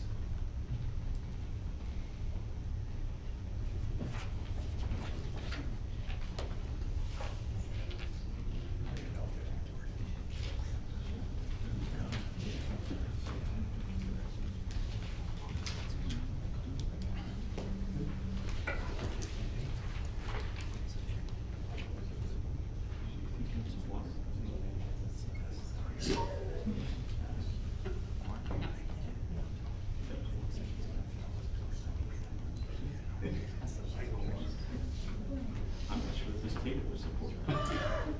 Can we get engineers? Can we get it?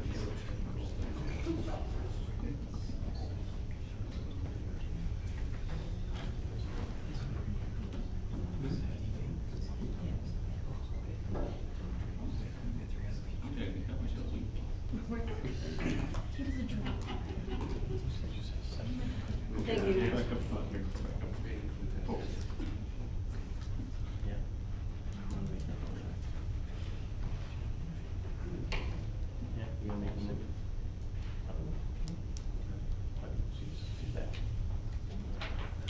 Thanks for your patience. I just, we're willing to concede to do the 15-foot sign. But I just want to make sure that we haven't discussed some of the other sign variances that were mentioned, and part of that is the wall signage. So if that's part of the vote, do you want to discuss that at this time? I don't think there's any concerns with those, just the height. Okay, Just the height, of the just sign. the height issue. Okay, thank you. All right. So You're good with Yes, that? we're willing to change our petition to the 15-foot height. Thank you. Once again, I appreciate that. Any other discussion by council? No. This time, I'll open up for public input. Is there anyone from the public that would like to would like to state any public input on this item? See none? At this time, I'm looking for a motion to approve a sign variance of 5301 Bull Valley Road BP. And how do you want me to? Scott. Curry? I'll do it. Alderman Curry, go ahead. I move to allow for 2 additional wall signs not to exceed 4 wall signs with a combined total of 151 square feet, and to allow a 3-sided freestanding sign. Thank you. Can I get a second? Alderman Condon? Yes. Sorry. Discussion? Alderman Schaefer? Nothing. Clerk, please call the roll. Alderman Curry? Yes. Alderwoman Condon? Yes. Alderman Schaefer? Yes. Alderman Santee? Yes. Alderman Glad? Yes. Alderman Mahevik? Yes. Alderman Devine? Yes. Thank you, council. Mr. Graham, thank you very much. Once again, thank you for reinvesting. Appreciate it. Thank you for your time. At this time, discussion to approve a sign variance for the Dairy Queen located in the Northgate Shopping Center. Ross, can you please present this item? Sure. Thank you, Mayor. Council is being asked to consider an amendment to a sign variance that was approved in 2016 for the Northgate Shopping Center located at 2610, 2640 Shade Court. I would, even though Dairy Queen is the applicant here, I do want to say that we would like to amend the ordinance to allow all of the businesses at Northgate to take advantage of putting a larger logo. They were restricted to 4 square feet, which after going out and speaking with Dairy Queen and seeing how actually small of a size that is, we based on Dairy Queen's corporate requirements, we based the new size off of that. So if there's any questions, I'll be happy to answer. Thank you, Ross. Discussion on this item by council? Alderman Curry? Oh, No. well, just a quick question. That's the 27 square feet, that's just the logo part of the sign itself, right? Right, so we restricted the logos before, so we just want to increase the size of that logo. Because 4 foot is only. It's tiny. Yeah. All right, thank you. Alderman Santi? Are there any of those signs that have logos attached to them right now? Marine Corps does have an American flag on there. But that's not really not their logo. Right. Okay, so, but there are, the other buildings do have, of course, I know the way it's, that those two centers are configured. So you have to remember, this is only Northgate. Exactly. So Verizon and Dunkin' Donuts is a totally Which- separate animal. Okay, which face the opposite towards the road, Right. and that's where you see the logo. Okay, thank you. Just wanted to make sure of that. Alderman Gleb? Wasn't there a variance given on this, those signs many years ago? About 10 of them. What was the variance given? The variance was to allow signs on the rear face of the building as opposed to the front face of the building. Not size or anything else? There was a restriction for size and color, and we lifted that restriction in 2016 to allow them to use their corporate colors or their branding colors, and that's when we restricted the logo size.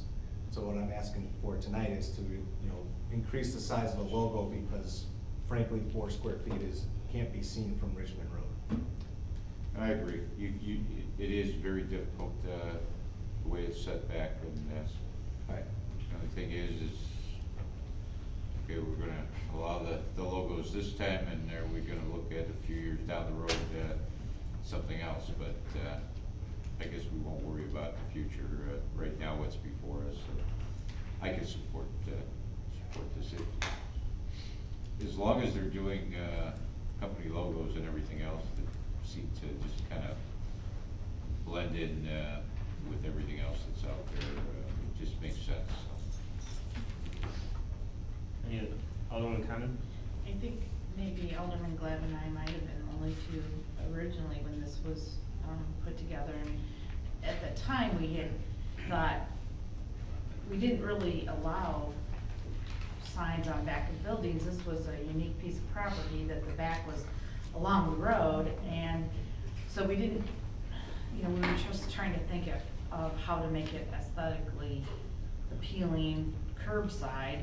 And I think we've changed it over time to recognize that the businesses, that it's not gonna harm anything having their logos. And we've eased up on some of that and made quite a few changes and allowed a lot of variances on the back of other buildings. So I too can support this. Any other discussion? Alderman Curry?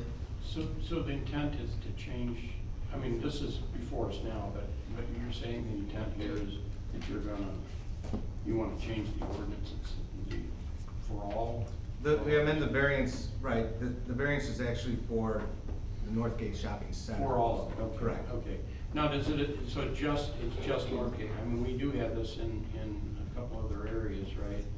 Not like this. Well, not exactly the same, but say it's just north of Lillian? The Remax building? Yeah. Subway?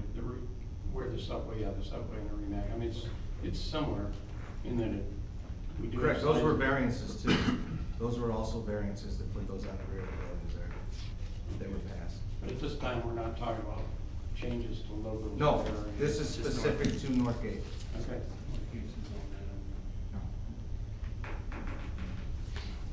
At this time, I'll open up for public input. Is there anyone that would like to make a public comment regarding this item?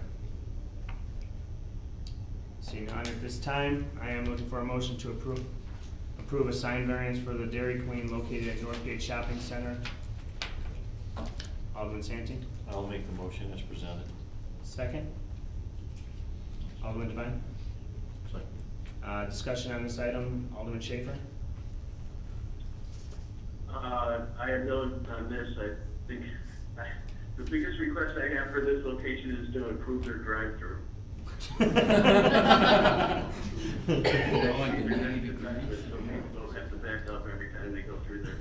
Everyone knows where it's at, so I guess that's a good thing. Thank you. Any discussion by council on this item? Clerk, please call the roll. Alderman Santee. Yes. Alderman Devine. Yes. Alderman Schaper. Yes. Alderman Glad. Yes. Alderman Curry. Yes. Alderman Mahavik. Yes. And Alderwoman Condon. Yes. Thank you, council. The next item on the agenda is a discussion to approve a budget amendment ordinance, increasing Fund 100 General, Department 33 Streets, Account 5110, contractual by $44,430, and approve a professional services contract with HR Green Incorporated in the amount of $44,430 for design services for Pearl Street, Illinois Transportation Enhancement Program improvements. John Schmidt, can you present this item, please? Thank you, Mayor. Staff requests City Council to consider awarding a professional service contract for design services for the Pearl Street, Illinois Transportation Enhancements Program improvements to HR Green. This would require the approval of an ordinance amending the fiscal year 18-19 budget, increasing the contractual amount of the streets budget by $44,430. Thank you. Discussion on this item by council? Alderman Schaper? Nothing. At this time, I'll open up for public input. Is there anyone from the public that would like to make a public comment on this item? See none.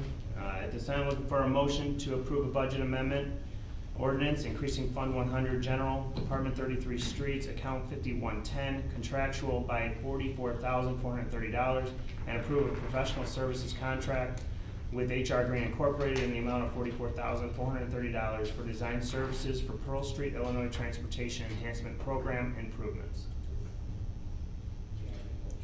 Alderman Schafer, would you like to make a motion? Sure, I'll make that motion. Second, Alderman Santee. I will second that motion. Discussion by council. Clerk, please call the roll. Alderman Schaper. Yes. Alderman Santee. Yes. Alderman Glad. Yes. Alderman Curry. Yes. Alderman Mahavik. Yes. Alderman Devine. Yes. Alderwoman Condon. Yes. Thank you, council. The next item on the agenda is discussion to adopt classification and compensation study completed by GovHR and approve a budget amendment ordinance increasing Fund 100 General by $26,771, Fund 400 Recreation Center by $11,023, and Fund 620 Information Technology by $4,265 for the purpose of implementing wage adjustment for those positions that fall below the minimum ranges as identified in the new classification and compensation plan. We have Ann Campanella, our HR director, that will present this item. Hi. Okay, so as stated, as you all know too, that we had the compensation and classification study performed by GovHR, and they had presented the draft that went to the Finance and Personnel Committee. In the study, there were, I have to count because the count changed, I believe 8 positions? Nine, sorry, that fell below the lowest compensation level in the new study. So we would need to make that budget amendment to bring these positions, which are all filled at this time, to the minimum level. Thank you, Ann. At this time, I'll open up for discussion by council. If there's questions for Ann, she's here to answer those.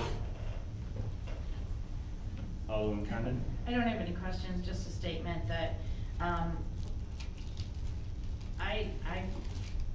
am glad that this is finally before us again, but I think that we had, the benefit of having an outside source do the review is that if there's no, personal feelings, it was strictly on the position, and I think that this is just, we need to be paying for the position, the staff that are doing the work, and I think we have a great staff, so I'm really supportive.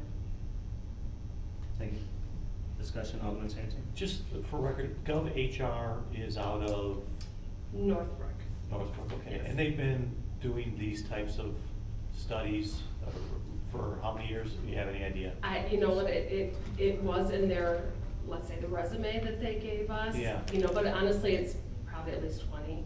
20, okay, yeah, so they've been around for a good time. Okay, Yes. thank you. Discussion by council? Alderman Schaefer? No, we spent enough time on this in committee. Thank you. At this time, I'll open it up for public input. Is there anyone from the public that would like to make a public comment regarding this item? I see none. At this time, I'm looking for a motion to adopt a classification and compensation study completed by GovHR and approve a budget amendment ordinance increasing Fund 100 General by $26,771, Fund 400 Recreation Center by $11,023, and Fund 620 Information Technology by $4,265 for the purpose of implementing wage adjustments for those positions that fall below the minimum ranges as identified in the new classification and compensation plan. Alderman Curry? So moved. Second? Alderman Mahevik? Second. Thank you. Discussion on this item? Alderman Schaefer? I guess not. Nothing. All right. Any other discussion by council? Clerk, please call the roll. Alderman Curry. Yes. Alderman Mahevik. Yes. Alderman Devine. Yes. Alderwoman Condon. Yes. Alderman Schaefer. Yes. Alderman Santee. Yes. Alderman Glad. Yes. Thank you, council. I know this is one of the things that when I was first elected was a concern, and I'm glad we got that done. And every one of our employees deserve what their wages should be. If they're here for a reason. So I appreciate everyone what they do for the city of McHenry. So thank you. Thank you, Ann, for all you did for this. Appreciate it. Are you gonna present the next one, Derek? No, you are. No, like, I can read it. The next item on the agenda is the discussion to approve a budget amendment ordinance increasing Fund 100 by $63,113 for the purpose of hiring a city planner. And I can do this. Okay. I'll give you a Thank break. you. I've been quiet too long tonight. So the purpose of this agenda item is, as you can see in the supplement, is to consider an ordinance amending the budget for the purpose of hiring a city planner. City Council had some discussion about this back, I think, on April 11th as part of the Budget Committee of the Whole meeting. The Finance and Personnel Committee has also held a couple of discussions about this topic. The last one being July 19th of this year, and by a unanimous vote was approved to be forward to the council for further consideration. So I would make that as a presentation. Thank you. Thank you, Derek. At this time, I'll open up for discussion by council. Alderman Santee? I probably might need some assistance, Alderman Glab or Alderman Condon. How many years ago we did have a city planner? And I think it was more of an economic issue that, we did, there were a few staff members that were lost at that time. Yeah, well, it would have been during the recession, Yeah. before 2009. before my time. 2009, Yeah. Stays right there. Yeah, okay. Although, just to clarify, Doug's our city planner now, so. Multiple hats on that That's right, over exactly. there. No, it does show that we are becoming more active in regards to what's going on with the city. How often now someone like Administrator Martin's phone is ringing and he is not having to make a few hundred phone calls to try to get people interested in our city. So I guess one way of putting it does show a rebound, and if it continues, this is a great position to have back, with the city of McHenry, and I look forward to that person coming on board and how they developed and how this makes Administrator Martin and Director Paul-Recki and definitely those two areas become even more efficient, and there's gonna be more on their desk that they're gonna be sending through. I look forward to the position. No other comments. Thank you. Discussion by council? Mayor? Yes. Alderman Schaper? Can you, probably Derek could explain, and just to clarify how this position is going to fit in and who they'll be reporting to and what primary duties they'll be taking over? Sure. Yes, we did have this discussion at the Finance and Personnel Committee meeting, but I'm glad to also repeat it for the rest of the council and those members of the public that are here. So obviously, to directly answer your question, the position is going to fall under the Department of Community Development. That being said, there's going to have to be a transition period because for even the time we had a separate city planner position, Director Martin's been involved in city planning, and that's what he does for us now, and he deals with the Planning and Zoning Commission and all the planning issues around that. And so there's gonna obviously be a transition period where the new person is going to rely on his knowledge and expertise from the past to come up to speed on what's going on in the municipality, why things are the way they are, what the priorities need to be, from a planning standpoint, what projects are on the horizon, which ones are in the pipeline, et cetera, et cetera. Once that, and Doug's obviously gonna be around to continue to provide that background information. However, once the person is brought up to speed on what their responsibilities are and has that background information, Doug then is released to continue to do his economic development work that he needs to focus on, and the position is going to report on a day-to-day basis to Director Polarecki. And as the council knows, we're in a transition period physically where community development will be coming downstairs. It's in the process, and administration will be going upstairs.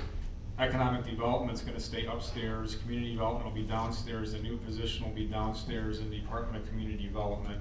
And not only will they be able to handle work with Director Polarecki and the inspectors right now to deal with minor, we call them minor variances, through the process, taking that work off the plate of the inspectors and Director Polarecki so they can do their primary jobs, but also handle the big picture items. Like, we have various, Doug's working on the comprehensive plan update with the Planning and Zoning Commission right now, but we have other sub-plans that need to be reviewed, updated. The comprehensive plan needs to be continuously looked at to make sure that it's compliant and up to date, and that's the big picture, day-to-day things that this person will also be working on moving forward. Answer your question? Yes, thank you. Yep. Any other discussion by council? Alderman Glenn? Yeah. Correct me if I'm wrong, but what was the percentage of, on our budget, that was charged to employees for the city? Was it about 78%? Yes. Employee costs, yes. So we're adding more costs as far as employees. Sooner or later, we won't have a dime to spend on streets and all that stuff if we continue to add on that.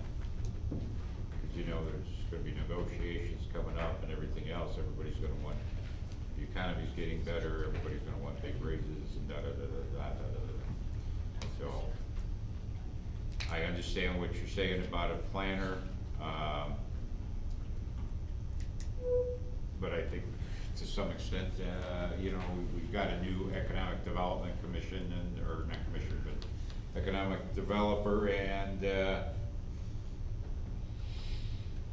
he also has an assistant. So there's two positions that we added. If we add this, that'll be two new positions that we never had before a couple years back, and I just tend to wonder, where we're going to, we're coming up with new positions, which we did, but it was combined with the city planner. Now we want to split them. So we had a city planner, he became an economic development as well as city planner. Then we got him an assistant. Now we're gonna get a city planner and alleviate all of that from him. All I got to say is there better be a lot of economic development coming in a very short period of time if we are going to have a city planner there to alleviate that pressure. And I'll just defend, you know, this is something that I'm fully supportive of. You know, I work with Doug on a daily basis, it feels like. You know, but we're at the time where we need to focus on economic development more and relieve some duties from Doug. We've also been fiscally responsible as far as positions go. We've gotten rid of a few positions with retirements and not filling those positions. So, you know, it's not like we're just sitting here asking for more employees, but you gotta also remember we've made some moves to really improve efficiency in the city here at City Hall. And I think this position, the money that's spent on this position is money well spent. So that's my 2 cents. Alderwoman Condon? Thank you.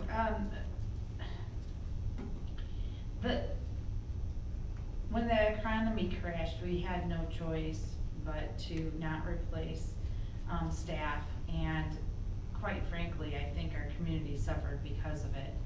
I mean, we didn't have a choice, but I think, you know, it was hard to recruit people for businesses. We didn't have the staff to do it. There wasn't money out there, and that was certainly understandable. And letting go of the city planner at the time made sense. But for years I've been hearing about, oh, there's empty buildings, and you know, when is the city gonna grow McHenry? Well, we are. I am absolutely thrilled at the things that are popping up all over our community. And in order to do that, we need staff to help direct that. And I know personally that Director Martin and his assistant are working more than 40 hours a week.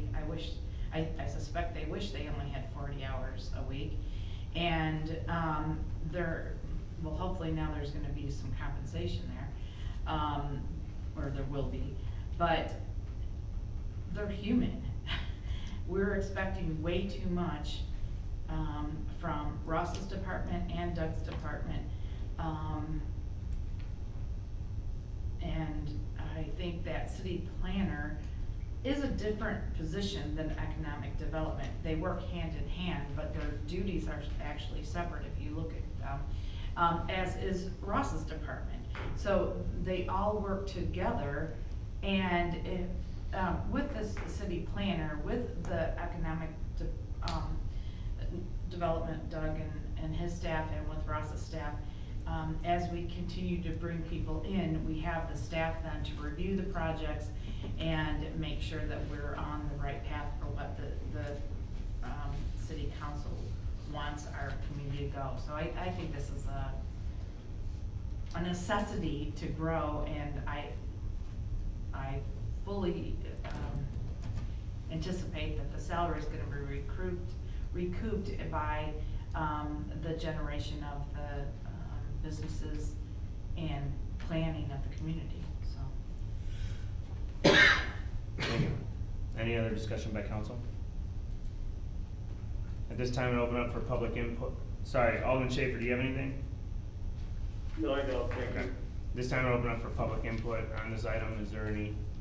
Ann? Okay, I just want to make a clarification, because there was the economic development director and the assistant.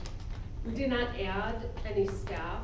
You know, while we did move an assistant from the administrative area upstairs and then promoted the current assistant. So we did not add staff, we just moved people around to fill the positions that we think we need. That's what we did. Thank you. At this time, is there anyone from the public that would like to make a public comment regarding this item? See none. At this time, looking for a motion to approve a budget amendment ordinance increasing Fund 100 General by $63,113 for the purpose of hiring a city planner. Alderman Curry? So moved. Second? Alderman Devine? Discussion by council. Seeing none. Alderman Schaefer, anything? No, sir. Clerk, please call the roll. Alderman Curry? Yes. Alderman Devine? Yes. Alderman McHenry? Yes. Alderwoman Condon? yes. Alderman Schaefer? Yes. Alderman Santee? Yes. Alderman Glad? Yes. Thank you, council. I appreciate the support on that. And we'll get moving right away on that position, so thank you. The next item on the agenda is discussion to approve a resolution authorizing the placing of a binding referendum question on the November 6, 2018 general election ballot regarding the issuance of bonds in the amount not to exceed $30 million for the purpose of constructing an indoor pool, a gymnasium, and an outdoor family aquatic park. Bill Hobson, can you please present this item? Thank you. At the June 4th City Council meeting, Council had approved a motion to direct staff to, for the preparation of this referendum question and to place that question on the November 4th general election ballot. Prior to that, there was as discussed at that meeting, there was a great deal of due diligence on behalf of Council, on behalf of committee, on behalf of the staff to even lead us to that point. A lot of that started with the building of the recreation center itself and creating a master plan that we could build off of that would allow us to create that recreation hub for our community. Once we did open that facility, the response from the community has been phenomenal, and very quickly the questions started to happen, what comes next? For us, that led to the study of our community needs assessment, not just what comes next with that facility, but as a department, as a recreation provider for our community, what do we do next? What does our community want to see? And also, what are they willing to support? Obviously, we built the recreation center without using a dollar of tax money, and it's fully self-sufficient at this point. However, expansion of that facility is not going to be quite that lucky. The next step beyond asking them what they wanted and what support was to actually see if the project would be viable. So to go down that operation of a pro forma and saying, let's analyze all aspects of this and see what the bottom line means so that we can continue to be a self-sustaining facility, provided that we are able to actually construct the facility. We don't want to run a facility that's taxpayer supported. Those are all important things.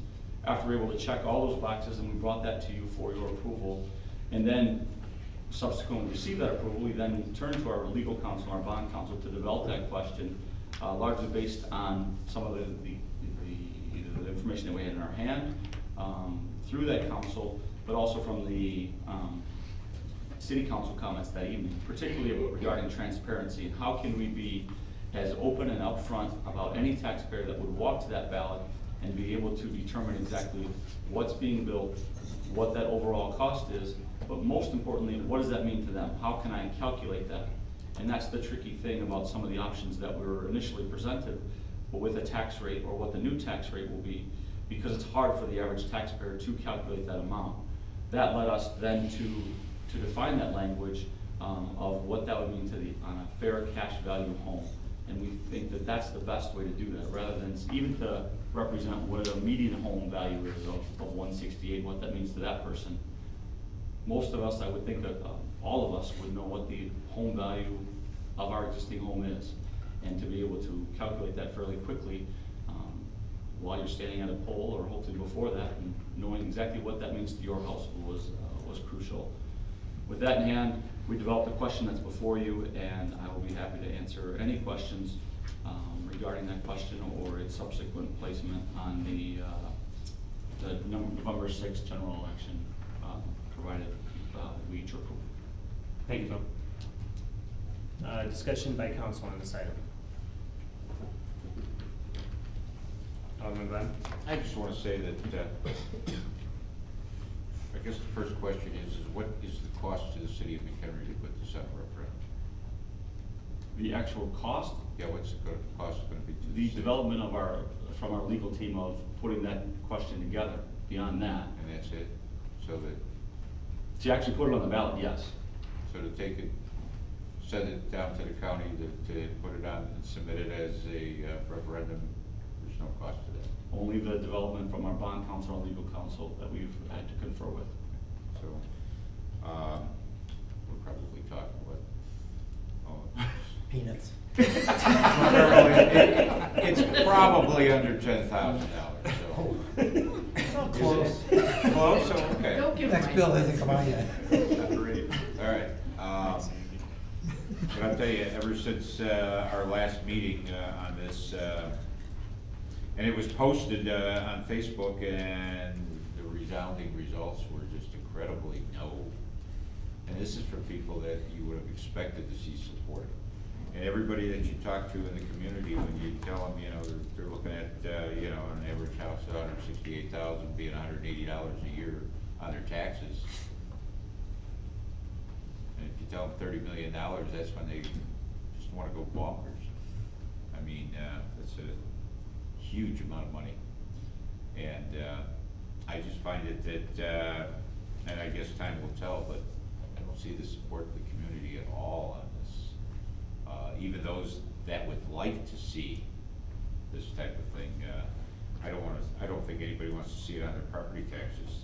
And what do I hear in the community more than anything else is not, what are we doing to get our taxes up? It's, what are we doing to reduce their property taxes? And that's what's the biggest thing that the average resident in the city is looking at. They wanna come home, they wanna come home with nice streets, they wanna come home with good-looking neighborhoods, and they wanna be comfortable in their house and know they're not gonna lose it because of higher taxes. So, that's my opinion on it. And I just can't support taking it to referendum because I feel that we really need, we had a plan.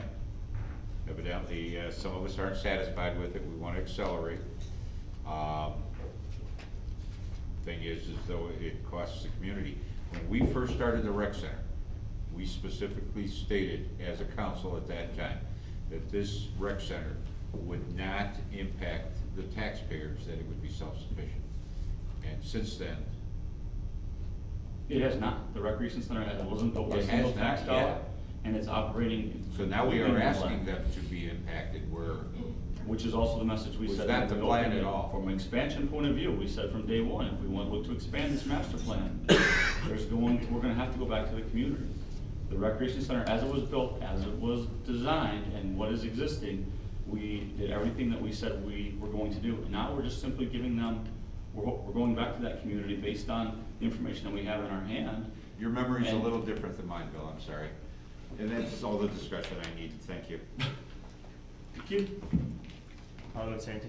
Is it, I don't know if I've ever seen this on a referendum question before, but do we have the capability of putting an example of a medium value home on there to kind of, to make it a little bit easier to understand? Yeah, you know, the difficulty of this was the easiness of it. Your home rule, as you all know. Okay. And you don't have to ask people anything. You can just simply pass the levy in December and be done with $30 million. Yep. I find it hard to pull the feathers off the tar off of my skin. Right, so that's why we're here, because we didn't want to see them with feathers and tar. And so writing this question is really whatever you want. If you want to put an example in there, we're totally good at that. We had some with examples. It just got a little, the longer the question, the advocates of That's my point, it's public wordy questions already. are keep it simple. They always, these referendums It's already always longer are. than it should be. It should just be the first sentence, actually. The second sentence is the explanation. If you want an example instead of the second sentence or with it, we can do that. I don't know where it becomes too complicated as opposed to explanatory. What's supposed to happen in a public question is you're supposed to have education between now and the election where you give examples in public notices. Those are the facts that we give out from the city council standpoint or your staff or whatever. That's information that's supposed to be factually based. And so when they walk into the booth, they understand what the deal is. And you just ask the question. I'm just trying to figure out if there's an easier way to understand it, and it's already wordy. I don't want to add to it. I agree with that. Well, we originally had, before the last sentence, we originally had the tax rate. Yeah, the tax rate on there. Really And then we had to define, okay, people just really want to know the value of their home, what the real value of their home is and what it's going to cost them. Well, fair cash value is the terminology used on a tax bill. That's why that last phrase references the McHenry County Treasurer, because it's a technical reference. It's not what you think your house is worth. It's what the tax bill says it is. It's at the top right-hand corner of your tax bill. Alderman Condon. So, just a statement about, really thrilled by the fact and I don't think the public in general understands that we were able to build the recreation center as is without having to raise any taxes, and that it has supported itself and done so beyond our expectations and projections. At the time, we built what we could afford so that that we wouldn't have to raise taxes. But we also had other phases in there with the assumption that at some point, we may want to build onto the rec center, and it was built in a way that it could be built onto. And so just from a personal stand, I've been telling a lot of people that ask about it that for me, it doesn't really matter. I'm unlikely to use, if this were to be built, I'm unlikely to use it personally. But as our attorney said, we could go ahead and do it. I don't want to do that. I don't want us to even have that question. I want us to go to the community. There was, and I don't have a percentage, we did the forma, you can debate the fact of whether it was flawed or not, and it was a small survey or whatever. The point is, we did try to find out, what did the community want? Forget it about money at first, what is our community saying that they want? And they're saying they want walking paths, so some walking facilities, they wanted some aquatic. And so then we, after discussion, okay, if we are going to do that, we can't afford to do that without a substantial funding. And so, to me, we're asking the community. It's not about the 7 of us and the mayor, it's asking the community. Do you want this? Great. We'll proceed, and if we don't, we won't. I'm not invested one way or another if this happens or doesn't. Do I think it would be a great amenity to the community? Absolutely. Will it be hard for some people to swallow financially? I'm sure it will. But let's ask the community. So I'm not one to trust Facebook. I don't believe everything on there is true, or the internet or anything else, I guess. But I want to give our community the opportunity to have an input, whether we proceed or not. And I think that's the right thing to do. And so I have faith in our community. If they want it, we'll proceed. If they don't, we won't. Majority rules. Thank you. Alderman Schaefer, do you have anything on this? Yes, thank you. I concur with Alderwoman Condon, and respectfully disagree with Alderman Glad, because I believe at the last public council meeting where this was discussed, there was several, 4 or 5, I believe, people that came to actually speak at a council meeting, which is pretty rare. And also, if I'm not mistaken, Mayor, when you were running, you had quite a bit of social media positivity regarding this as well. I agree, I should say. So I think there is out there. I don't know if all of them are voters or registered voters, but again, as Alderwoman Condon said, this is the way it's being formatted and the way it's being suggested to do here is to put it in the hands of the resident voters. And I think that's the best way about going to it and putting it out there.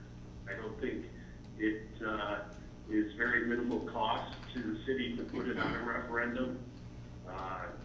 And I think Attorney McCardle when you brought up the $10,000 figure, I would seriously think it would be much, much less than that as a current cost to the city to put it out there. I don't think that should be discussed in just that way, but I just think it's something that we should do and orders. Thank you. Alderman Curry, you got something? Yeah, I'm sure most of you realize I haven't been exactly in the corner of doing this. And I do have concerns, as I've stated before in the survey that was done, but set that aside for the moment. You know, we're looking at $30 million. I mean, it's the, correct me if I'm wrong, what's the most expensive thing we've ever bought in the city? Probably the sewage plant, right? Sewer plant. $35 million, and if you include, what was the cost of the rec center that we built here? 4.3. So we're talking about, combined, if we include the building that's there now and this $30 million, we're talking about matching the biggest single expense that we've ever spent in the city of McHenry for, I guess, a playground. But, you know, a fancy playground, and I'm not saying it wouldn't be a great amenity for a town. No question about that. No question about that. But, and we like to say we're going to ask the community. I understand that, and I certainly support asking the voters, and support the voters making decisions. And sometimes it's the question you ask. So I could turn this around and say, what is our biggest expense out in front of this city right now that we know about? Setting aside maybe pensions, but what is the biggest actual expense that we have in front of us? Streets. Streets. We got $49 million, I think is the number, something like that. So I guess I could turn this around and say, well, why don't we go to the community, since it's so easy and cheap to do, and why don't we put a referendum in November to ask them if they want to spend $30 million on streets? I mean, why don't we do that? Yes, we're going to ask the question, but sometimes it's, what question are you asking? Why are we asking this question? Is I guess what I think most people would say our streets need to be repaired. I think there'd be some support for that too. I think there'd probably be just as much support for that. It's not as classy. It's not as, you know, it's not one of those glitzy things like a rec center is, but it's infrastructure in our city that frankly we keep struggling on multiple times a year on how are we going to figure out how to get streets done, and we never really budget enough for it, and we know that, and yet we want to spend $30 million to do an aquatic center, and I don't see it, so I can't support it. Any other discussion by council? Santi? What's in front of us tonight is to allow the citizens their vote.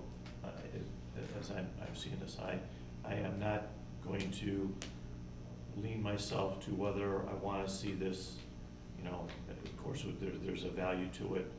I want to see streets repaired, I want to see something like this. I'm not going to waver to what, you know, my personal opinion, thoughts are on it. I just want to be able to say to the citizens, here it is, I want it, the explanation is key to me. If this is the way it's going to be worded, I would agree with it, I'm comfortable with it. I'd love to be able to maybe place more in there, but I can see where it's too wordy already.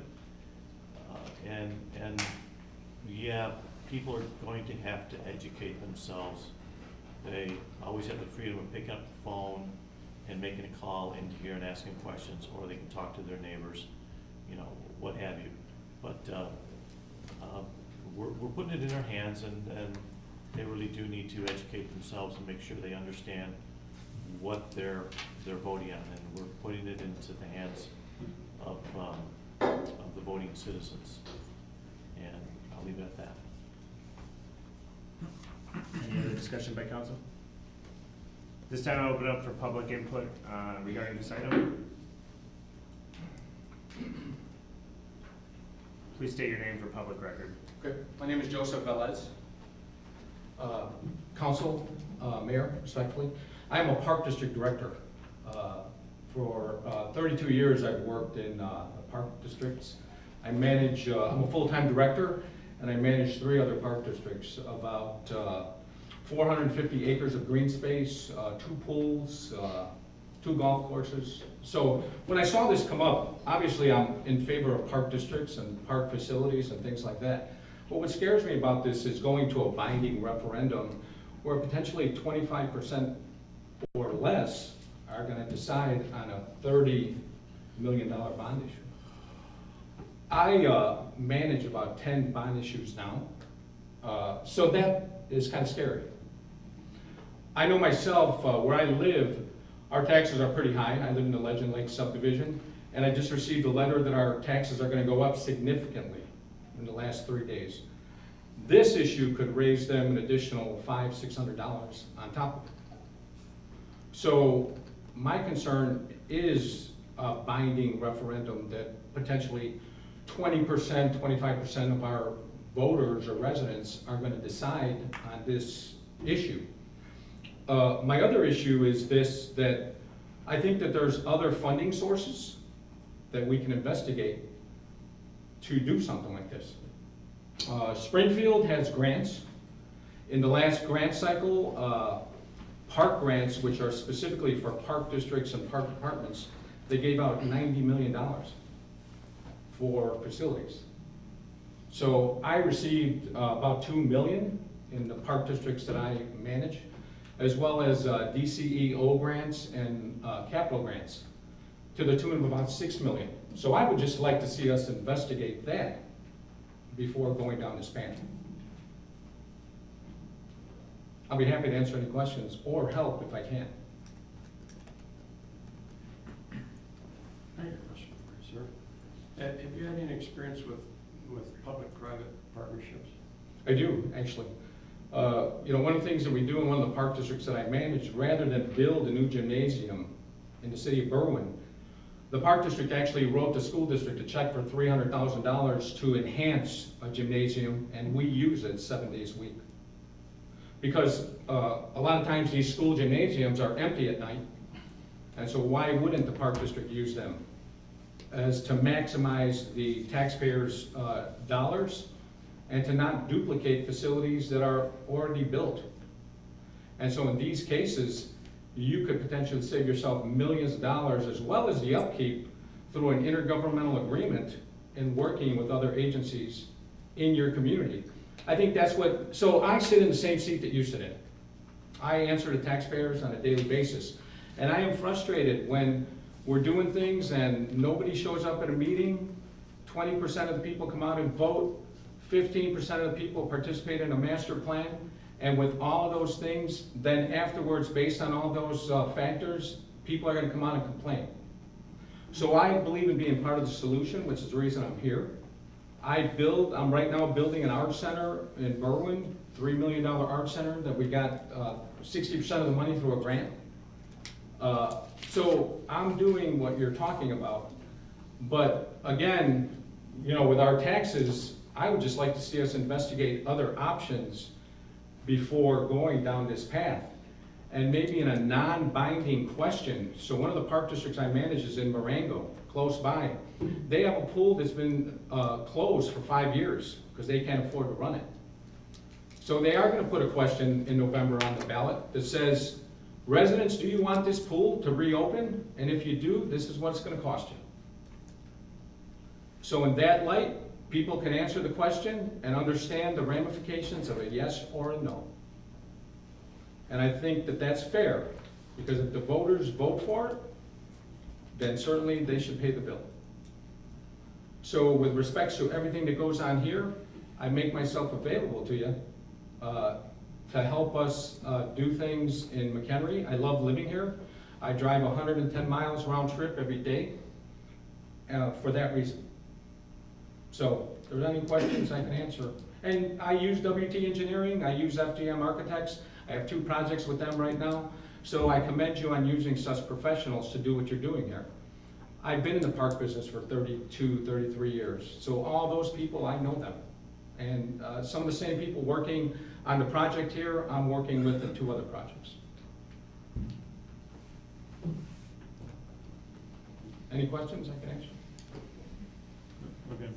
Thank you, Joe. Okay, I thanks. appreciate it.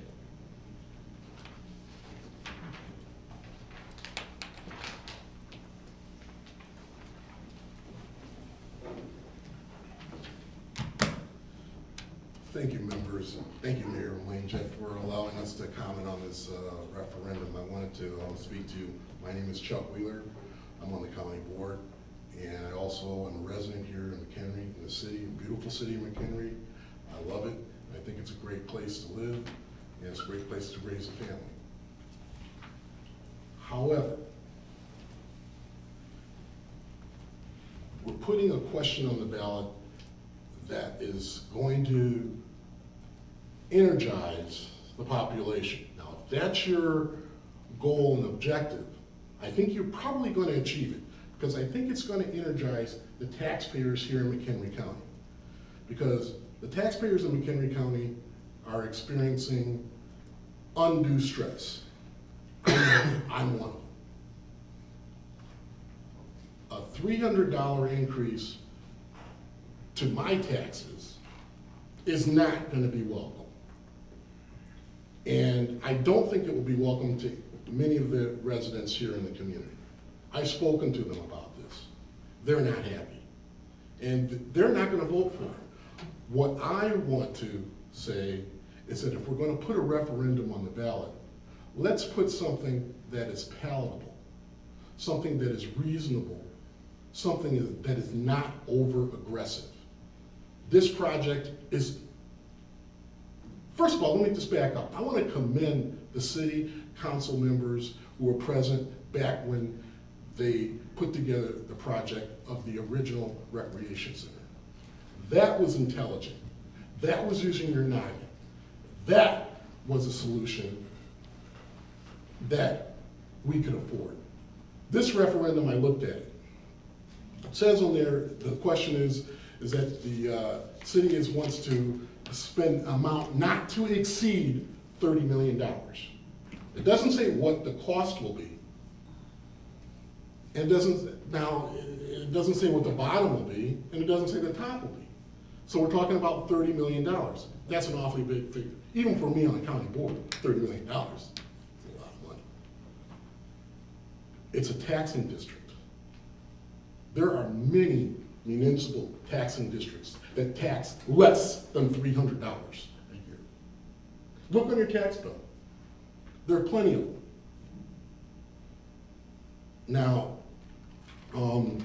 in the clerk's presentation to you on the referendum on the ballot, it said that there were discussions to the council that 2 members spoke in favor of the resolution. It didn't mention that there were other members that spoke in favor of the resolution, and it also, quite ironically, didn't mention that there was an individual that spoke against the resolution. So that is factually incorrect, the report that you were also voting on. Because I spoke to the city council not in favor of this referendum. And I was just pretty surprised. And the resolution is supposed to address the cost issue of the facility. It's not clear in the resolution if $30 million is the cost to build the facility, or if $30 million is to build the facility and maintain the facility. Why are we in the situation that we're in right now? Well, we have a pool over there that costs too much money to maintain, and that we're willing to change it and get it out. Well, now we're talking about a $30 million project, and from what I understand, and what I read, and you can correct me if I'm wrong, this project will cost $30 million. How much is it going to cost to maintain a $30 million facility 15 years from now? Probably the same amount of cost that it costs to build it. I might be wrong, but I'm not going to be too far wrong. It's going to cost a great deal of money to maintain this. And we have streets, we have police, and we have pensions. That's probably the top 3 things that you guys spend money on around here. Those things are still going to be maintained. You don't have a park district, so the full burden of this is going to fall on your shoulders, or on the city councils that are becoming in the future. Think about it. At the very least, the gentleman that just spoke before had a very good point. Make it a non-binding referendum.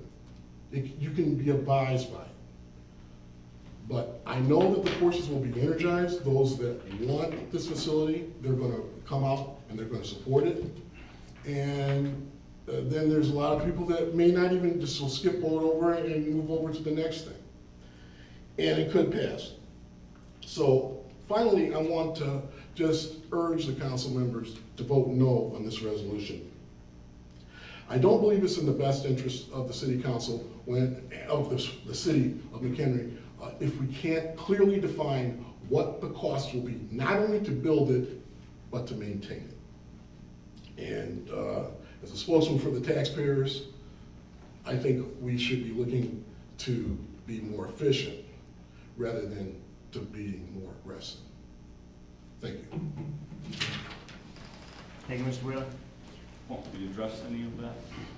If you'd like. The one aspect that I will say is, was the last thing I spoke in my introduction, was the pro forma that was completed by an independent firm that I identified specifically the operational costs, because that was important. If we can't open a facility that isn't self-sustaining. So based on all the components that were identified and examined, the facility would look to make $70,000 a year, and that includes putting aside $40,000 a year for capital improvements down the road, so when things do fail, we aren't going back to the taxpayer. So I just wanted to clarify that point, that we did our best to do the homework and have as much information as we could, that we're not creating an undue burden down the road, other than the building of this facility. Yeah, I'll chime in as well before the motion's made. I think we need to, I agree with Mr. Wheeler, if the council's willing here on that question. I think it says $30 million to pay for these improvements. I think it would be clear to say to construct these improvements. And more importantly, the $30 million is I don't know where that figure came from Bill's records, but we don't know the cost of the construction. That's why it's a not to exceed in the first sentence. And I think the second sentence should be not to exceed 1.08 per thousand as well, instead of an amount to 108. So I'm going to suggest you make those two amendments if there's a motion. In the first sentence, it will be to construct these improvements, and in the second sentence, it will be not to exceed $1.08. Thank you. Alderwoman McHenry. Yeah, I'd like to address a couple things as well. I'm glad Bill mentioned that, because the reason the totality of the both indoor, outdoor, and the gymnasium was to make sure that it was able to support itself with the additional, with all of those, and putting aside money for upkeeps and repairs, so that we wouldn't have to go back and that wouldn't be an issue. So we did do our due diligence, and I would hope that you would know that we would, but we did, and there won't be additional money needed. We have been very thorough in looking at those numbers to make sure that it would, with the construction then, would be able to support itself ongoing, and in addition that there would be money set aside for repairs. There was a mention about the pool that we have now. It is not, it's out of date. To make it sustainable, it would mean upping it and starting over. So that's really not, that shouldn't be a part of the consideration. It would have to be rebuilt to make it economical, I believe, if I'm not wrong. As it stands right now, our pool is very close to breaking even on an annual basis. I can't say, I don't have the numbers in front of me to say year to year it does. We're close. Unfortunately, this year we opened our season, the pool heater fried. It's a 35-year-old infrastructure. That $10,000 expense can make a huge impact on a season. We keep our fingers crossed. We know that there's a number of issues that have to be replaced with that pool if we move forward in that manner. I appreciate the changes Attorney McCardle put in there. But I also wanted to, kind of along the lines of what that was, not to exceed that part being in there, is because no one can say, okay, if we approve it, if we approve this referendum to go forward tonight, and it's on the ballot, and then we don't know exactly what costs will be, because there's always variations. You have, that's how it's done, not to exceed, because you can't know the costs of the future.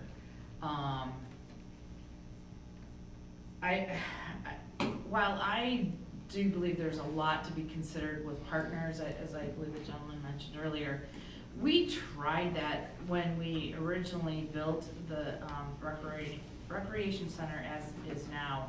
Prior to doing that, we looked into several different operations and different organizations to partner with to bring a recreation center to the city, and it just, we couldn't make it work for the city. And so I think it's always worthwhile to look into partners. I just wanted to be clear that we have in the past, and it didn't work. As far as grants, I presume that that's always, our staff is always gonna be on the lookout for that. Again, not to exceed. Well, it might be less if we can get some grants, if we can get some money, if something happens between now and, assuming that those, it goes to referendum and it passes, you know, I think there's still time to look into partnerships down the road, in maybe, you know, not a full partnership, but in different ways. I would always support trying to minimize that. I guess I get frustrated when people, I think sometimes there's a presumption that only what is said at the council meetings is what we have to work with. We have the largest packet, almost 500 pages. There's a lot of material that we look at. It may not be discussed in the public, but that doesn't mean that our staff hasn't put together a lot of information. And a lot of times aldermen will ask for additional information that we'll either get prior to or you know, at the table that evening. So we do really try. We don't always agree, and that's okay, but we do try to listen to each other, to get all the information that is possible to make the decisions. And there's a lot more that goes on to it than what maybe the general public understands. Yeah, shut up now. Alderman Schaefer, do you have anything? I just wanted to make sure that we clarified, like, again, maybe Attorney McCardle can do this, but when we reference a binding referendum versus advisory referendum, does that not, again, put it to the voting public versus 7 individual council men or women who would then make that decision? Yeah, some of our time was spent on this, and that meager amount of money for the lawyers. You know, it's a tricky thing because, again, your home rule.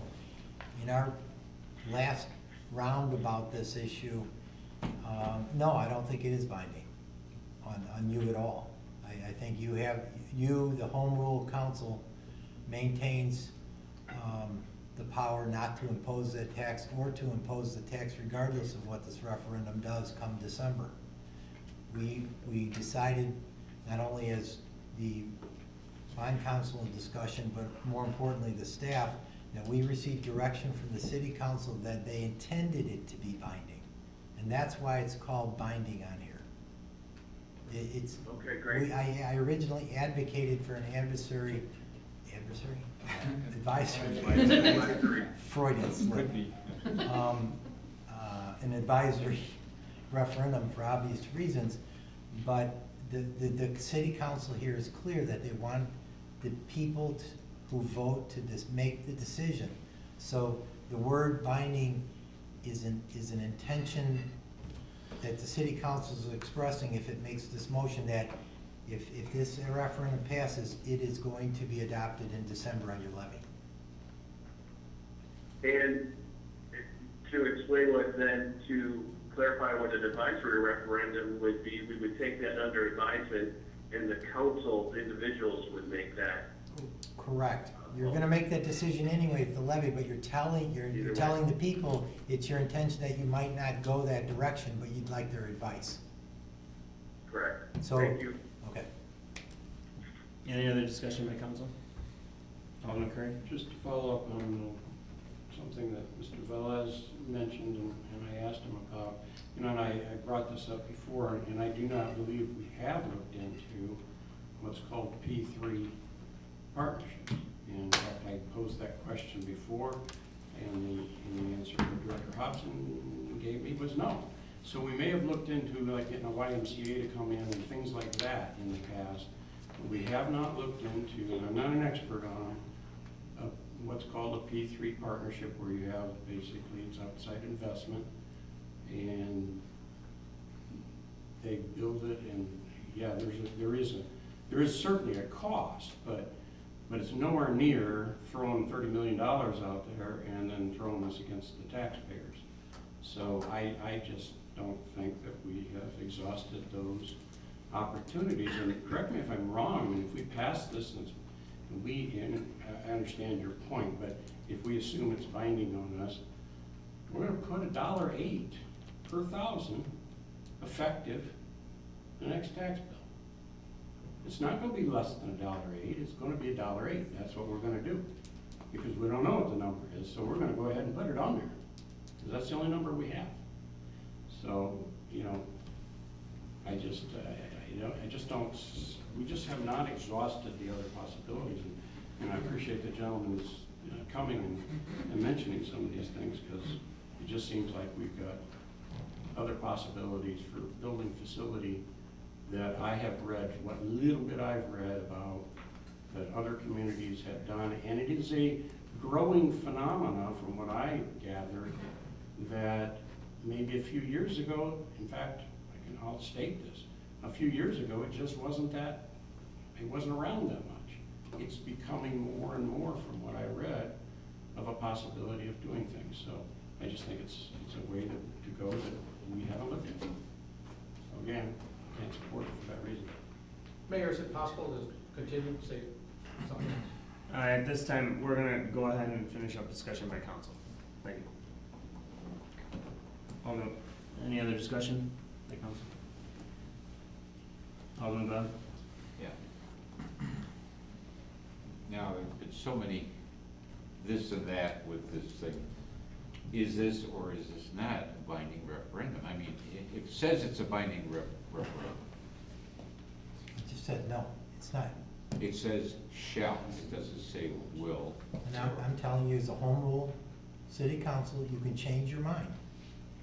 But what the intention of this city council, tell me if it's not the intention, if it's it is the intention, it's a staff's understanding that the city council is going to delegate this decision to the public, and whatever the public decides, it will comply with. So it's an advisory, basically.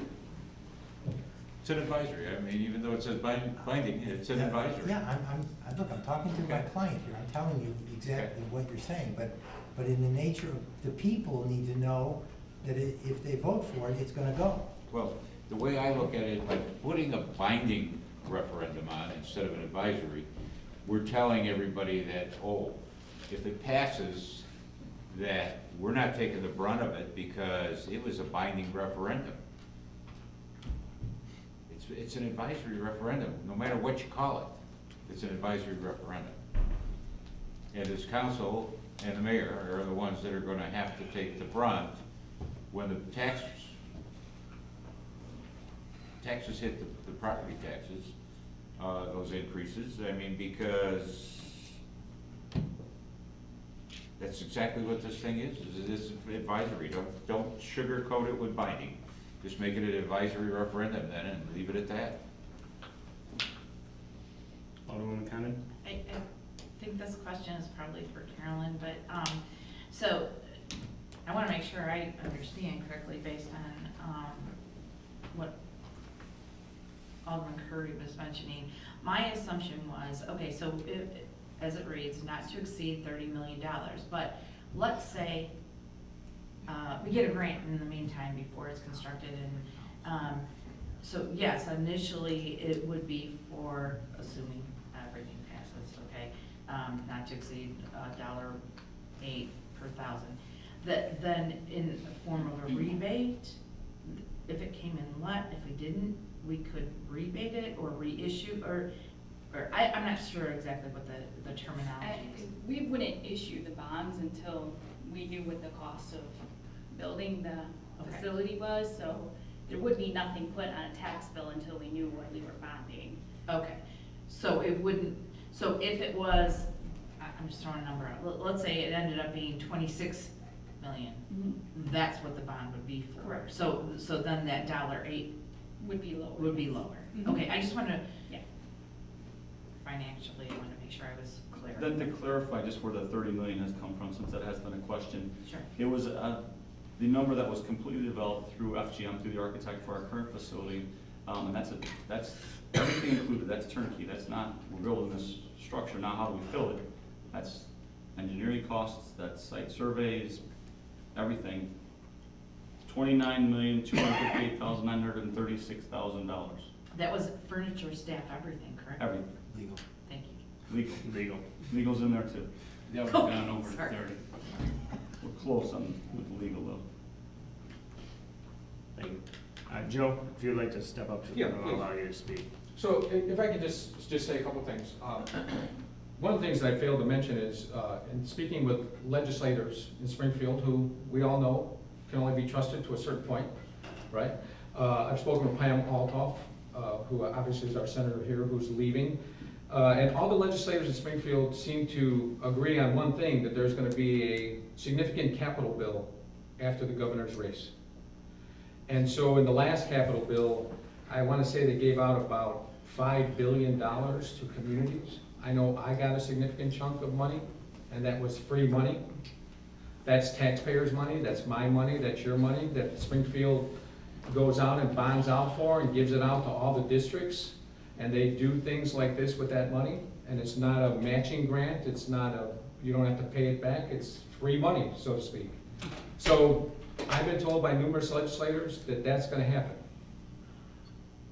I think it would be great for us in preparation for that to develop a legislative agenda, to go down to Springfield and meet with our legislators and talk to them and set the stage for this potential ask for money, if this is the way we're gonna go.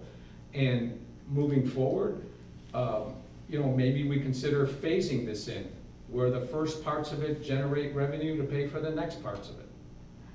The upkeep on a pool, an indoor pool and an indoor gymnasium are not comparable to a fitness center. A fitness center has minimal supervision and maintenance attached to it. An indoor pool and an indoor gymnasium has significant supervision and maintenance attached to it, because an indoor pool, you're probably going to operate 12 hours a day. And just the expertise in somebody managing a pool like that is significant to fund for 12 hours a day, 7 days a week. That is a significant cost. And there are pools closing, outdoor pools closing and not opening all over. And one of the conversations that we've had in the park district I manage in DuPage County is a regional pool, where 4 municipalities get together and share this pool. I know for a fact that the Bloomingdale Park District, and I forgot which one next to it, annually they rotate who is going to keep their outdoor pool open past a certain date. Carroll Stream, there you go. Because both of them are sharing in minimal revenue, and so what they do is on an alternate year, they funnel all of their people to this one pool, and then the next year they funnel them to the other one. The other significant thing that is impacting park districts right now, from a staffing point of view, is the minimum wage. Numerous pools did not open on time because a lot of the kids that used to work the pools are now working at McDonald's and other places that can pay more than a park district. And so where that impacts you or a park program is that when you can't open your facility because you don't have the staffing. The Bensonville Park District, which I manage, has 325 employees right now. We couldn't open our pool on time because we didn't have the staff. We employ 100 staffers at the pool alone, because the pool holds 1,200 people. We could not open it on time. Pools in the surrounding suburbs around Bensonville had the same issue. Itasca Park District was late. Addison Park District closed their pool last year. They can't afford to operate it anymore. Their kids came over to Bensonville. So these are significant issues going on. And obviously, as a pool ages, the cost of maintaining it goes up. But with that being said, I'm all in favor of park district facilities and more park programs and things like that. But I just want to make sure that I'll continue to be able to afford to live in McHenry. Thank you, Jim. Thank you. Last time, any other discussion before I ask for a motion? Alderman Devine? Yes, I have a question for Attorney McCardle to, the non-binding referendum, that would be basically a question to the public, and then it would come back to us to vote. Correct. So we're gonna, let's say it's approved by the community, it'd come to us and we're gonna do what? You still have to adopt the levy. You still have to make a motion to adopt a levy, whether it's this levy or your next levy after construction costs are determined and the bond's all set up, probably the next one, but eventually you're gonna have to put it on the levy. If you were non-home rule and it was a binding question, you would be subject to a mandamus to put it on the levy. You have to put it on the levy. What I'm saying is because you're home rule, you could go against the vote of the people. I don't know how that would play out in elections, but you know what I'm saying? Is everybody understanding what I'm saying? Wouldn't that be the way to proceed with this then? Well, you know, that's your philosophy. It's an elected position. You have to decide how you want to handle the public's input. Is it something you're gonna just put in the balance and then you as a council are gonna decide whether you're gonna do the levy? Or is it gonna actually make you the decision? If you go with this, you're delegating that decision power that you have, because you're home rule, to the public. You're saying, we don't wanna make that decision. You people, we're giving it to you. You tell us what you want us to do and we'll do it. If it's advisory, it's just another piece of information you're gonna take into consideration at the time you vote on the levy. It's one or the other. But we're gonna have a understanding that we're. You'll get a feel for what they want, yeah. And so that's really kind of how you should debate this. Should it be advisory or should it be binding from the voter's standpoint? Not so much from your home rule standpoint, but from the voter's standpoint. What do you want their expectation to be? I guess my concern would be that if we put it out there as advisory, the point is well taken that, you know, how many people are actually gonna come out to vote?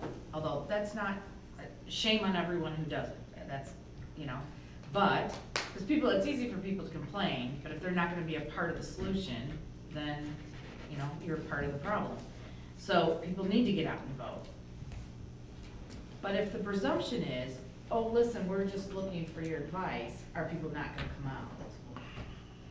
But if they think, hey, you know, the council is committed to going with whatever we say, are we more likely to get more people out to vote? Because it will have a significant impact. I don't know, for me, that's why I'd rather keep it as that we commit to following the outcome, making it binding. I don't know, psychological, I guess, but. Okay. Alderman Schaefer, do you have anything before we go for a motion? No. Okay. At this time, I'm looking for a motion to approve a resolution authorizing the replacing of a binding referendum question on the November 6, 2018 general election ballot regarding the issuance of bonds in an amount not to exceed $30 million. Oh, I was supposed to say that differently. No, that's right. For the purpose of constructing an indoor pool, gymnasium, and an outdoor family aquatic park.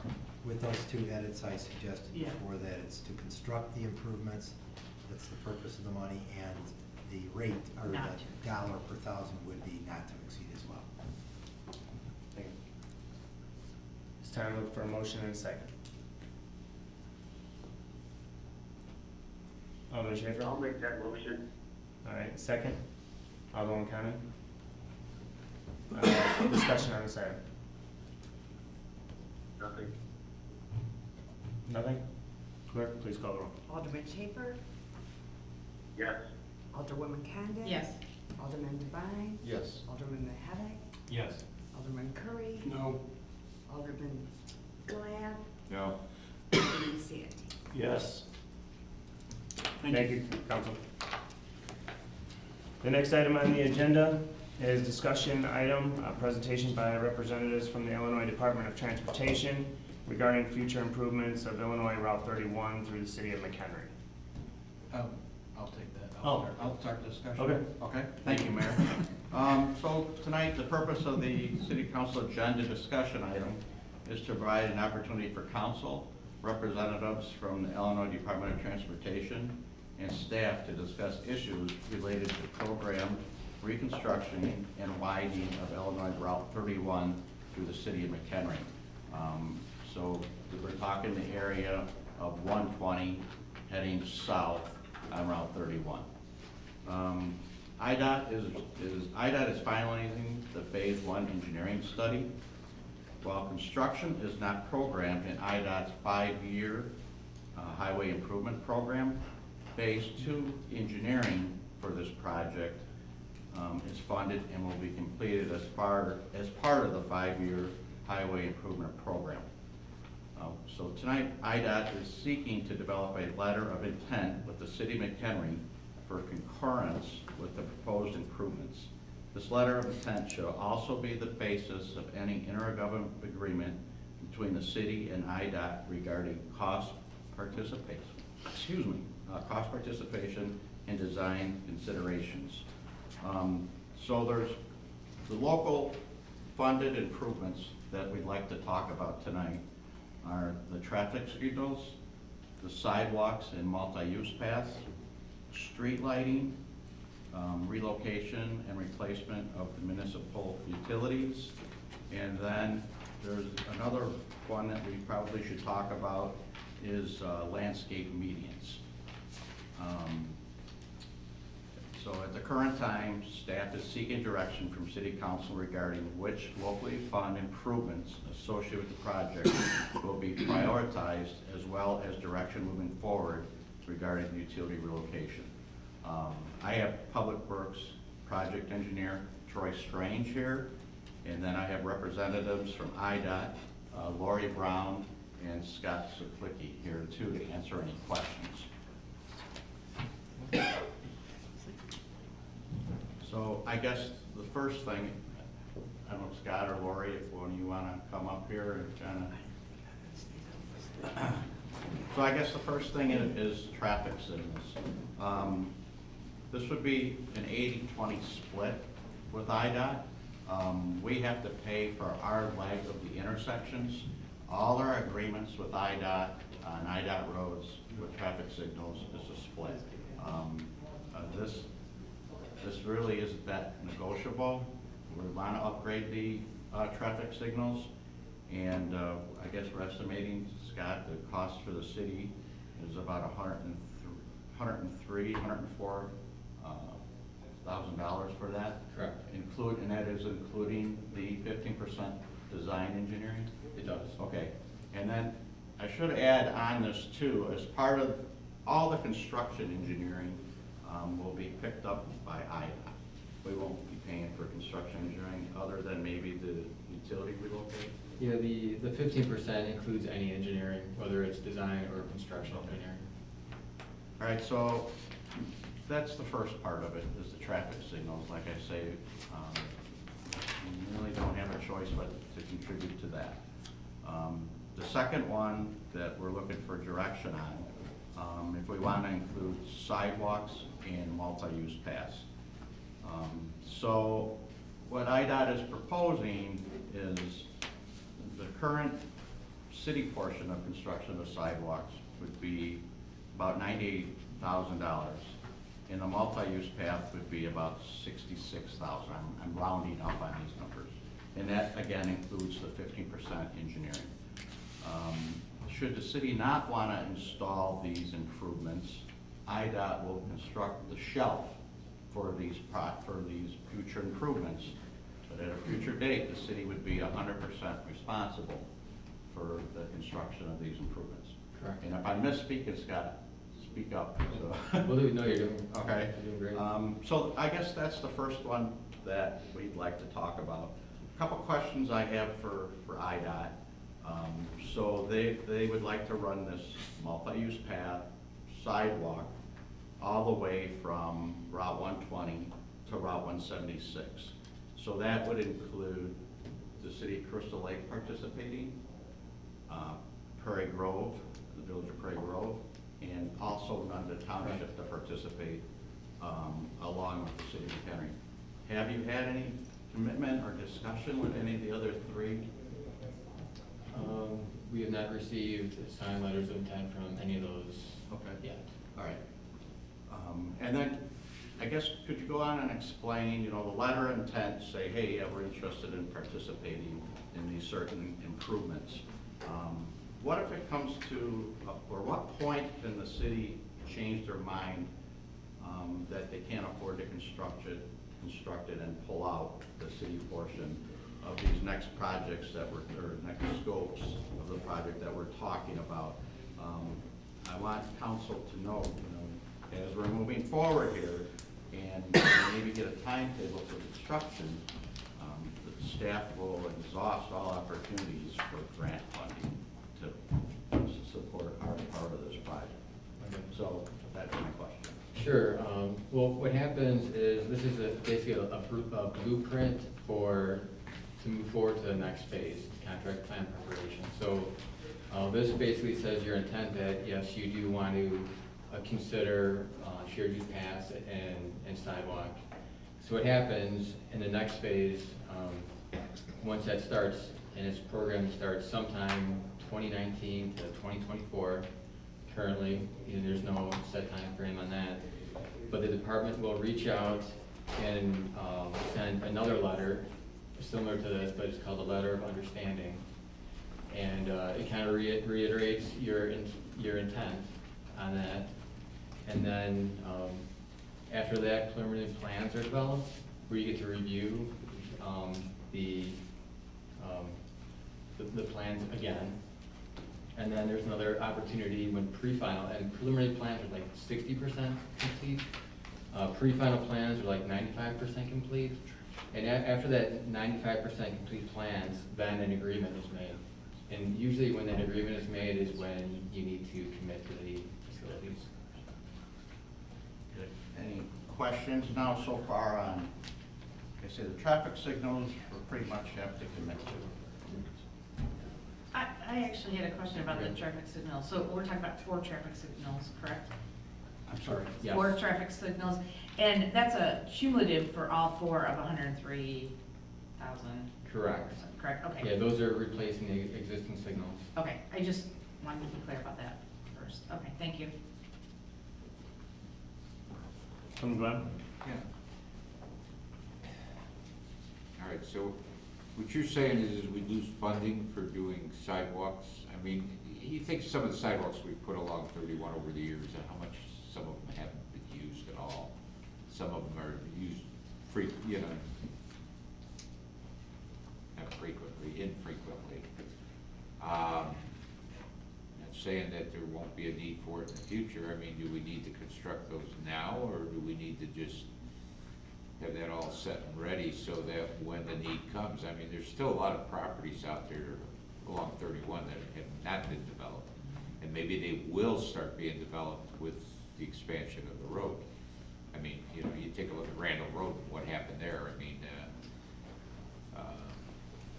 till the decision was made by the state years back as far as the crosstown freeway, Fox Valley Freeway or whatever, that was supposed to go from Joliet to Wisconsin. As soon as it was decided that Randall Road would hold all the traffic, everybody was building like no tomorrow. And that's what's going to happen down 31 over here. I mean, you get those improvements, you're gonna see a lot more development. One of the things I feel is are we putting the money in the right spots? We need to look at the future. And by the future, I don't mean 30 years out, but you know Veterans Parkway is going to sooner or later need a traffic light. It's been looked at. It may not meet warrants right now, and maybe it would, but what I'm getting at is shouldn't the infrastructure be put in, maybe not the pole and everything else, but as far as the lines and the intersection being designed properly for a traffic light at this time, rather than 3 years or 5 years down the road. I mean, it's gonna be an integral traffic light that you know is gonna wind up going up, and I think it needs to be so that we're not tearing up the roads in a few years. You know, get that intersection, you know, It is designed in there. designed for traffic signals as part of this program. It's gonna be designed and then built, but the traffic signals still will have to meet warrant. Correct, but at least But it will be built. the infrastructure will be there. Correct. That's the main thing. And then, just a couple things that I want to add on the sidewalk. So, IDOT pays 100% for any relocation of existing sidewalks. Okay. So, we'll keep putting these sidewalks in as developers come. And that'll come off our price of installing new sidewalks. We don't know when this is gonna get constructed yet, there's no funding for construction. My staff's recommendation, as far as this letter of intent, is to say that we want sidewalks and a multi-use path constructed throughout the city of McHenry portions of this project.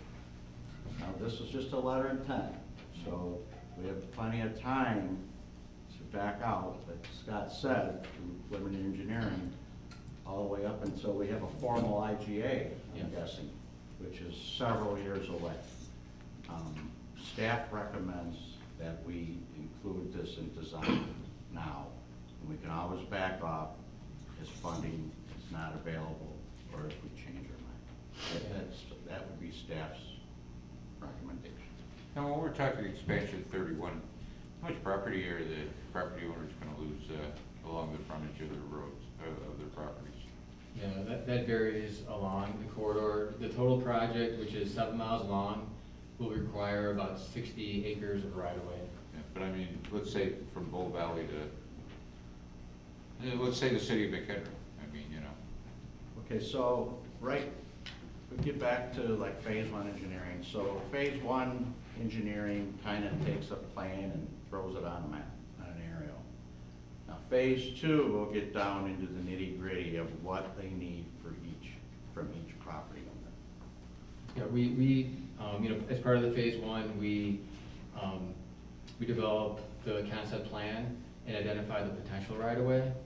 And we invite all those people throughout our phase 1 process, where we've had 2 public meetings, a public hearing. We've also had 5 community advisory groups, which are smaller working sessions with property owners, business owners, and local officials to kind of at milestones throughout the process to help develop the plan.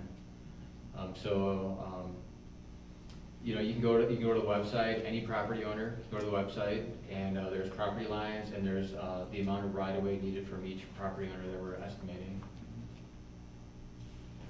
And city staff, but Doug and I too were involved in the group that did all the planning and public hearings. I just look at, I think of properties, let's say there's a couple empty lots that are across from Studio 31. They've got that deep forested areas. I mean, there's a lot of significant problems as far as drainage there in the first place to try to develop that. I think, didn't somebody look at that a few years back and Yeah, the 4 acres south of the battery's got some significant wetland issues.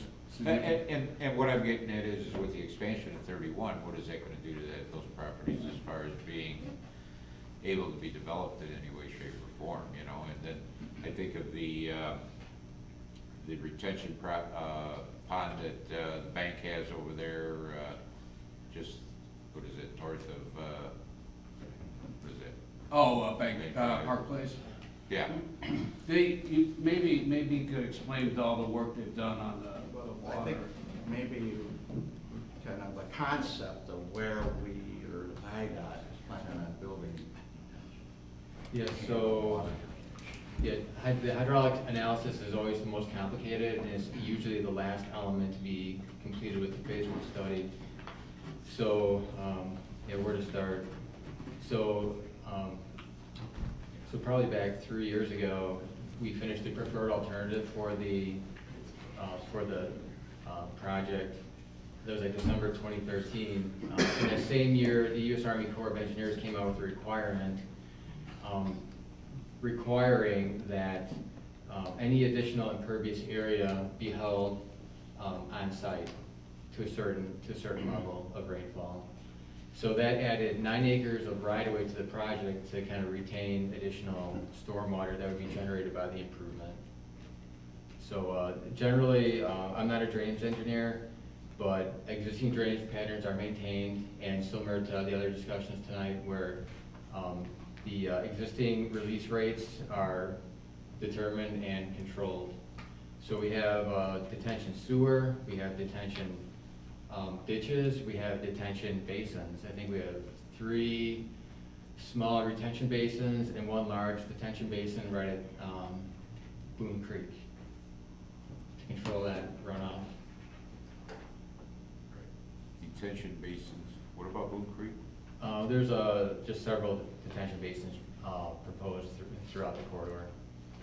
So there's a basin near 3rd Street proposed. Boone Creek, how would that? There's a plan. IDOT knows we have a flooding issue at Ann and Lillian, you know, the drainage culvert that goes underneath it. Right, that is part of Boone Creek there. So IDOT's concept is to install a large box culvert from Ann Street heading north 31, north on 31. And then curving or going to Kearney and heading eastbound on 120/31, and then building a detention basin adjacent to Boone Creek to discharge. Boone Creek or Boone Lagoon? I think. Would be Boone Lagoon. Would be Lagoon there, okay. Yeah. Now it's You're in the talking concept. Creek, I'm thinking going west. No, west to of the Green, east, yeah. west of Green. So, like I say, that's in the concept plan. Okay. So, I guess, to get back on track here, just on the sidewalks and multi-use as far as discussion, is this something we want to include in the letter of intent currently? Well, I have a question before we go. And I'm looking down the page here. The municipal utility relocation is what this is saying is that IDOT does this project, we have no choice but to spend $2.8 million. Is that what that says? That's correct. Our utilities in that area are located within IDOT right-of-way. They're not located in a municipal easement. So IDOT can make the decision to do this project, and we're committed to $2.8 million, whether we give them a letter of intent or not. That's correct. Yeah, that's just an estimate. We're nibbling at the small stuff here. Let's talk about the whole thing. Okay. So that's just a conceptual estimate. So basically, the consultant identified any sanitary sewer, water main, fire hydrants within state right-of-way. So this is an unfunded mandate, basically. I mean, that's what it is, right? We have no choice. No, what happens is, in phase 1, we don't get into the details of conflict resolution.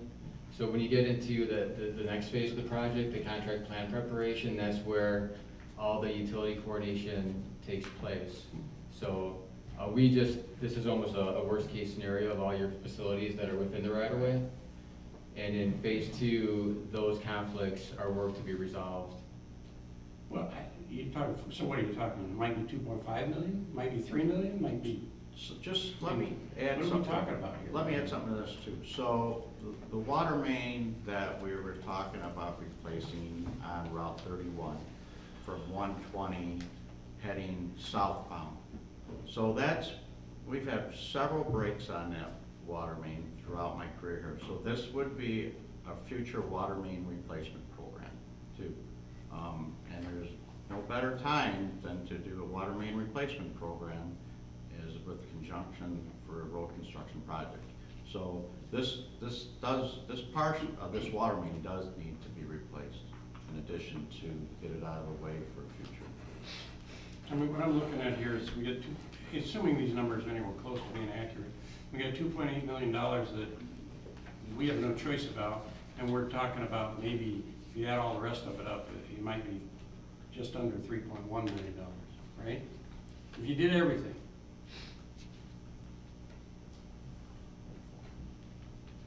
I mean, yeah, okay. We can't even do streets now. We're gonna commit $3 million. Talk about committing a future council to something. So, again, right now, we're working on a letter of intent. Right. And, like I said, we will exhaust every possibility for grant money, for ITIP funding, to help pay for this.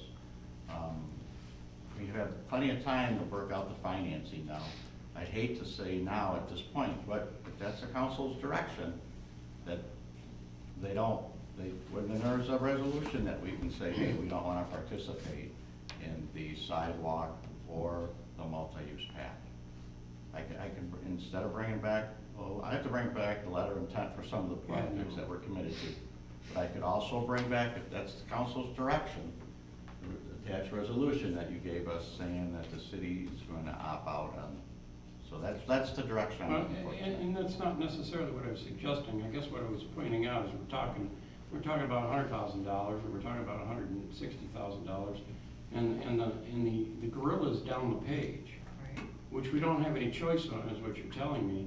And I guess while the 100 or the 160s not chump change, I guess I'm looking at, if I got to spend $2.8 million and I have no choice about that, then I don't know why we're spending a lot of time on the other stuff. Let's just do it. Let's do the whole thing. But I don't know where the money's coming from. We don't have the money. So what if we say we don't have the money? We don't have the $2.8 million. We're home, we'll put it on our tax roll. Exactly. Well, it's water sewer money anyway, it's not general fund, we're not gonna put it on a tax bill. Tax rates. We have $2.8 million on the water sewer? No, we don't, but Okay, we're so not we're gonna gonna put it on a raise, tax bill. so we're gonna raise water sewer rates significantly, even again over, we just raised $27 on capital money on water and sewer rates in the last 3 years. All the bills are up $27. That doesn't include the rate increases we've had. So we're talking about another, I don't know what that works out to, but $3 million across the water and sewer users. And how much is that gonna be? We got 8,000 of them? We got 7,000 of them? You know, you're talking a lot of impact on residents here. Meanwhile, we wanna spend $30 million on never mind, forget that comment. Yeah, I don't know why you need a letter of intent when we're just sort of committed anyway. Well, We're being forced into it by IDOT. well, there's certain ones that we're not forced into. We're not forced into the sidewalks and multi-use pathing. We're not forced into the street lighting.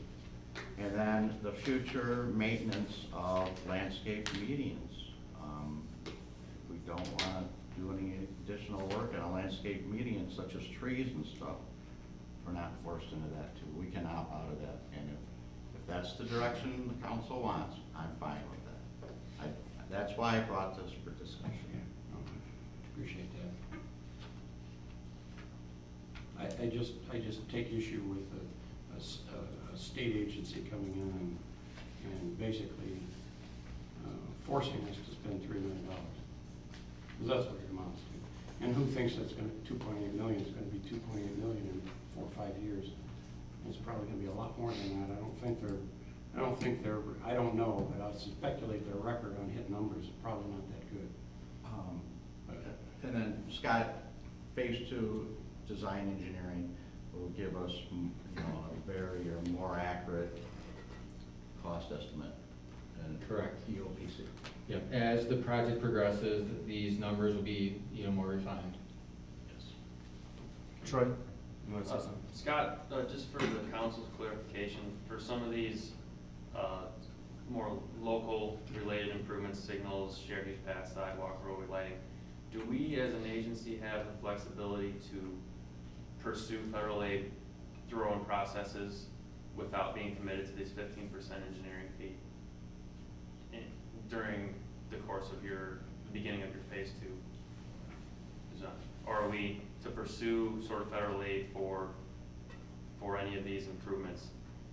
Do we have to pursue it through participating with 15% engineering fee? Yeah, the 15% is just of your cost share, and that's just for IDOT's engineers to do the work. So for instance, if you did a water main, if you chose to do like a water main relocation plan, you could hire your own consultant and use whatever funds you want to do that design, and then just include those plans into IDOT, and you wouldn't have to pay IDOT any engineering fees for that. Okay, but if we wanted to pursue, say, ITAP, yeah, what have you, for any of those improvements, we could do that on our own. Correct. Before we're committed for to the 15%. roadway lighting and all that as well. You can. That's typical. Thank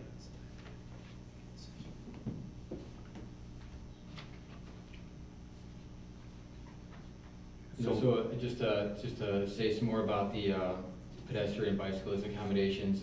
Throughout the study we had all these public events, community advisory group meetings and public meetings, and one of our responses were the public was in favor of these elements. So that's why we're including it in our study. We heard it throughout the study that it was important to provide connectivity to throughout the corridor. And also, if you connect along the corridor, you can connect to east-west connections also to go to the Prairie Trail, and east and west also. So. I have maybe it's in here, I read it 100 times, but when do you need an answer from the city, Scott? When does IDOT need a response from the city? Well, we would like this now, so when it goes to contract plan preparation, it can't, we know that you are considering it. So if we get this letter of intent, phase 2, when they select a contractor and negotiate their scope, so they know that sidewalk will be included in that section. You could opt out again after you're gonna have several other contacts where you can opt out. One way, just a suggestion, one way following along Director Schmidt, we haven't talked about this at all, but just to move it along tonight is, and I agree, there's a big ticket item in here that we really have to give some consideration. I mean, regardless of our yes or no, it's something we're gonna have to look ahead and try to plan for in the future anyway. But for the purpose of, not taking ourselves out of the game right now on some of these issues, give the go-ahead to move forward to whatever the next step is, knowing that there's time that, then maybe the Public Works Committee can get their heads around some of these specific issues and have some, sorry Jen, and committee, can have some specific discussions as needed as the time goes on to say, okay, let's tackle, specifically sidewalks, and is it something we really want to do, or do we want to opt out of them for this project, or whatever, and really address each of those individually, or take a meeting to address them each individually as a committee, and then that way, when it gets to the next round of, or whatever the time frame is of making a decision with IDOT, we can say, we know that we did this original letter with you, but now we've really had a chance to absorb it and think about it and discuss it as a committee and a council, and we'd like to opt out of these items that we have an opportunity to opt out of, and just to keep the ball rolling. Just a suggestion. So my understanding that this was just a discussion item tonight, that we were not taking a vote. Is that? There's no action on it. Okay, I just wanted to be clear. But we would come back, Jen, what would the next step be? I'm trying to get direction. Right. For a letter of intent. Right. If we want to be included in everything here in the letter of intent, and then I would put together a letter of intent between us and IDOT, and I'd bring it back to city council for approval. So, but, if, so with direction, I mean, that's one thing, but I guess I like the idea of it going to committee to be evaluated a little bit deeper, so we know, we have a better understanding what we're committing to. I mean, I understand the letter of intent, and I keep hearing it, and I think I am hearing correctly, that we can opt out at any time, but I also am hearing from IDOT that they kind of want to know, in a significant way, are we really behind it?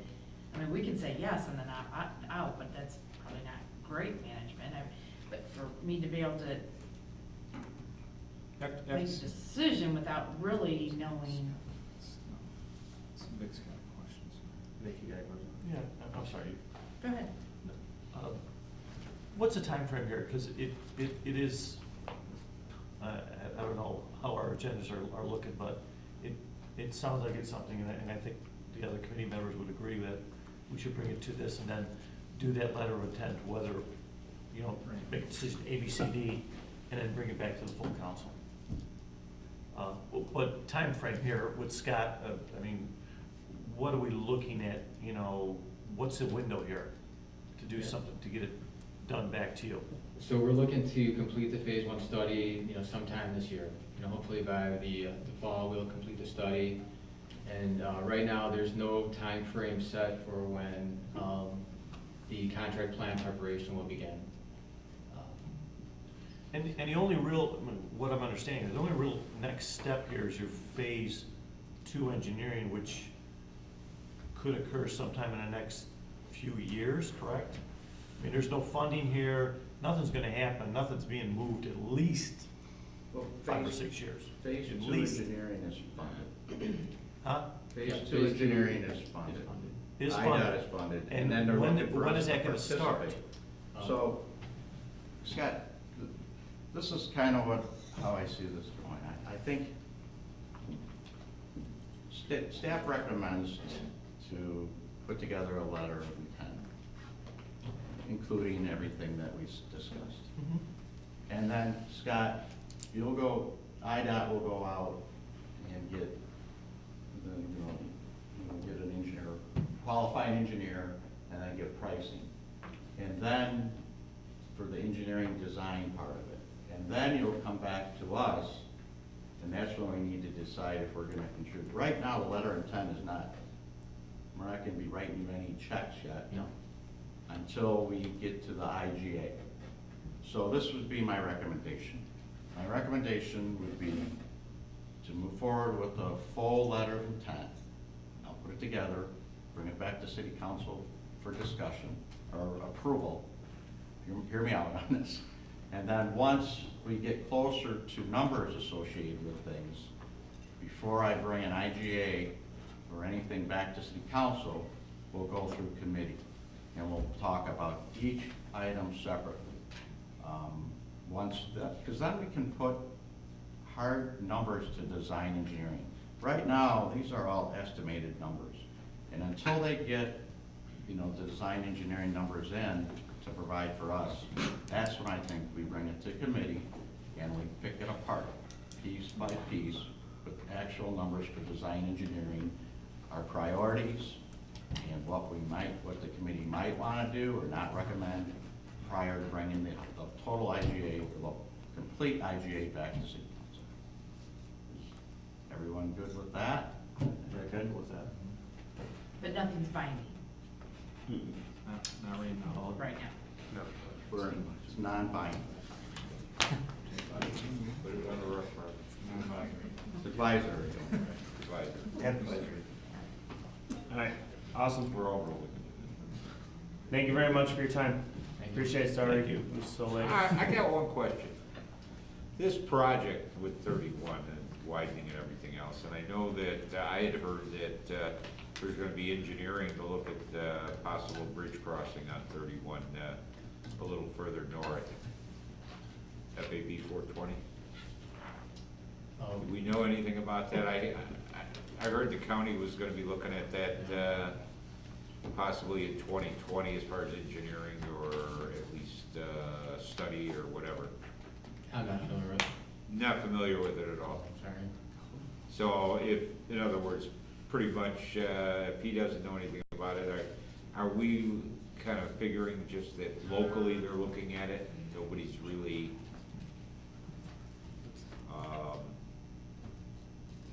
approached the state yet as far as it, or what?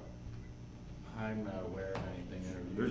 From what I was told, there was projected for the future 2020 monies for a study for taking that bridge over. I believe there is sort of a placeholder figure in the county 5-year highway improvement program, but I don't believe I've heard anything. They have any firm date to start engineering work. Right. So that, in other words, that would be more of a feasibility study, probably in 2020. They're talking, which would be something they do locally before they'd even approach the state, or what? I couldn't answer. We don't know. Okay. I just figured while he was here, ask him. You know. But I do believe if you go through the county documents, though, they have some level of interest in the project that they're willing to take on their share of it. the county has a different context than we have, right? All right. Didn't want to Thank put you on the spot, but thank you for Appreciate your it. information. Staff reports? Do we have any staff reports this evening? Bill, you might have a few. Oh, I think we're good. I think we're good. No, Fiesta Days went great. We really had a good year this year.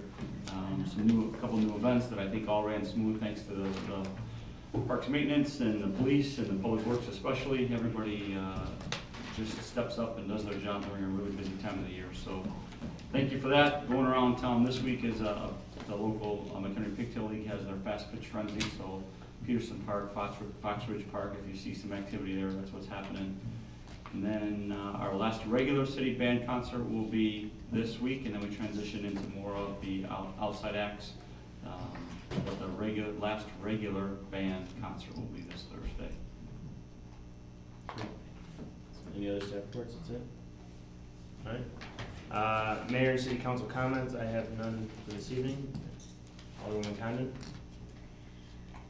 I want to propose something for consideration, even if it's just food for thought.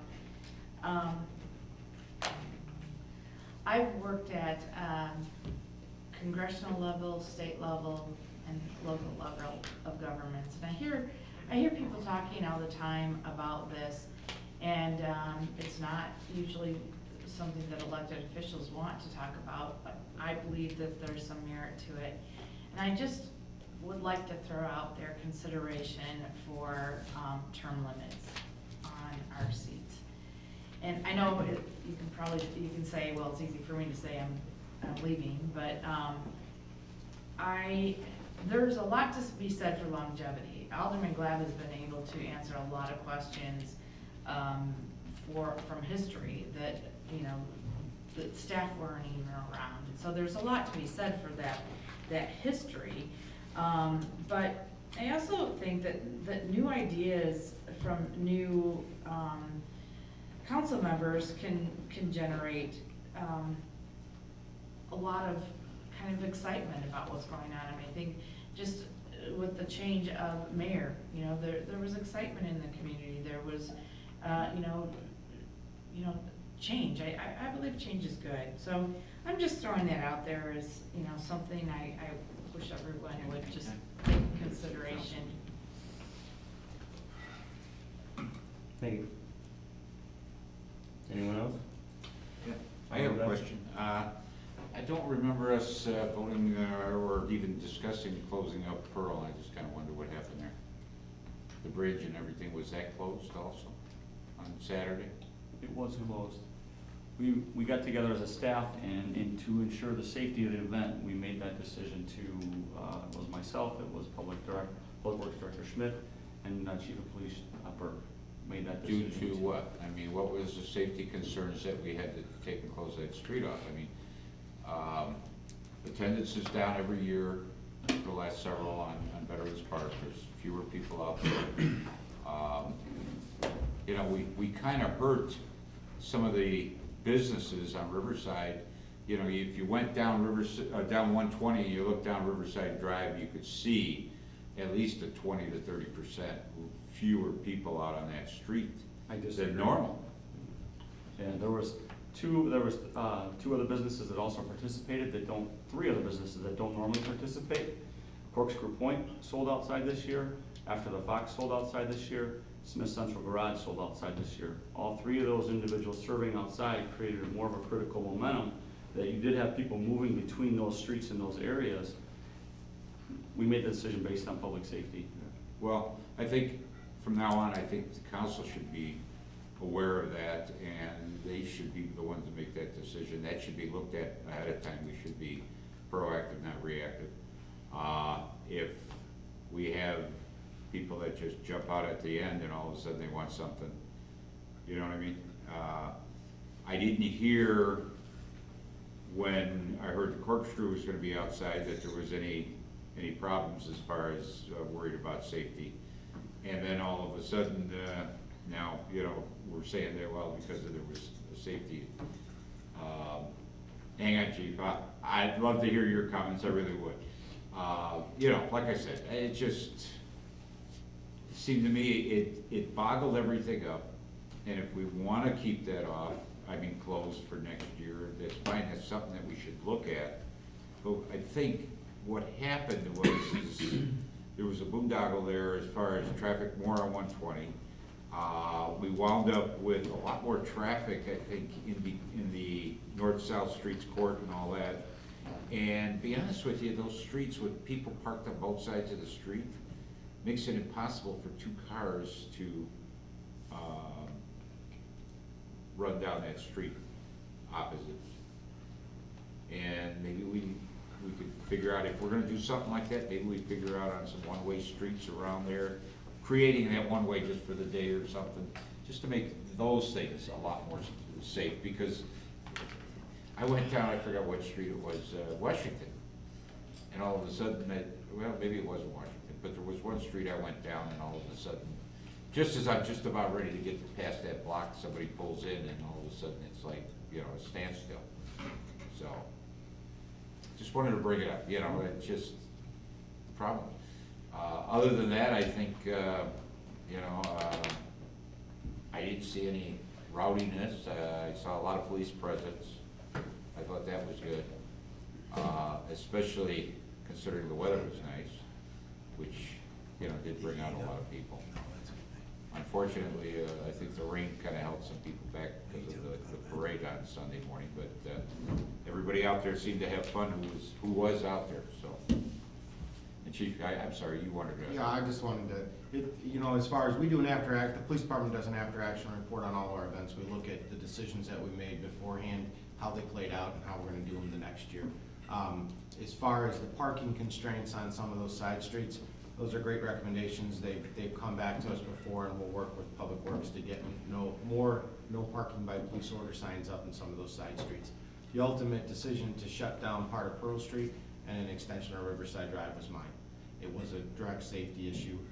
We looked at past years. When you start mixing people that are drinking on one side of the street and you want to keep Pearl Street open and then you want them to cross back and forth, we didn't have the staffing to continuously man that, because we had to man front and main now, because we had heavy foot traffic of people that were crossing a state highway back and forth.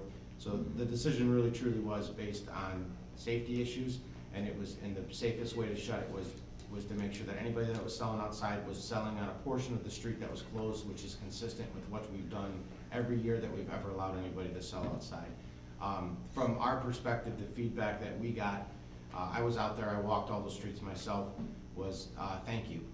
What it did do is it dispersed the crowd on Riverside Drive, which made it seem lighter, even though the crowd was pretty good, a good size. which makes it a lot more easy for the police to handle too. We're not dealing with a large amount of people in a very short period of area, whether or not they're crunched up by after the Foxhole or crunched up by Old Bridge, but instead it allowed them to branch out. It allowed the town club to utilize their tent in a little bit better manner, because again, the street was closed right by them as well. And like Bill said, after the Fox was new this year, even the American Legion sold this year. Smith's Garage was new this year to this festival, and Corkscrew Point as well. Normally they didn't actually set up a trailer outside like they did this year. So our ultimate concern in the decision to make that was just to make sure that we had reduced our risk for any type of accident. So, and it worked very well for us, the feedback we got. But as far as talking about taking more parking away, I don't agree with that at all, because I think it was very difficult to find places to park all in that whole area, and I think it would hurt the festivities to do that. I honestly think that we should be looking at possibly creating some one-way streets over there for the day, just so people can get through those streets in a safe manner. We could definitely take a look at that for next year. I think the concern would just be how well do we sign it, and what happens when the first person drives a long way down the street, and what kind of a bottleneck is that can cause if we have those areas. So yeah, I'm just saying, let's look at it, whether it's feasible. We did take the time this year. We put out a couple different blasts and got really out there real early, because we wanted to let everybody know that we were closing different sections of the street. We actually walked out and had face-to-face conversations with every owner on Riverside Drive and Pearl Street, telling them what parts of the street we were going to shut down. They were very happy. They were very thankful too as well. The only person that we did not talk to face-to-face was Kevin Postina, and he did call us eventually, and we did have a phone conversation with him as well. So. Okay. Thank you, Chief. Thanks. Any city council comments? Executive session. Motion to adjourn this meeting. Alderman Santon? I'll make that motion. Second? Seriously, why is this always an issue? Can someone just say it? Alderman Devine? Holy cow. Clerk, please call the roll. Alderman Santi? Yes. Alderman Devine? Yes. Alderwoman McCandid? Yes. Alderman McHenry? Yes. Alderman Curry? Yes. Alderman Glad? Yes. Alderman Schaper? He's not on the phone. No, he got hung up. Yeah, he got hung up. Yeah. You know, he texted me and said to tell everyone that he appreciates that you allowed him to participate in the planning.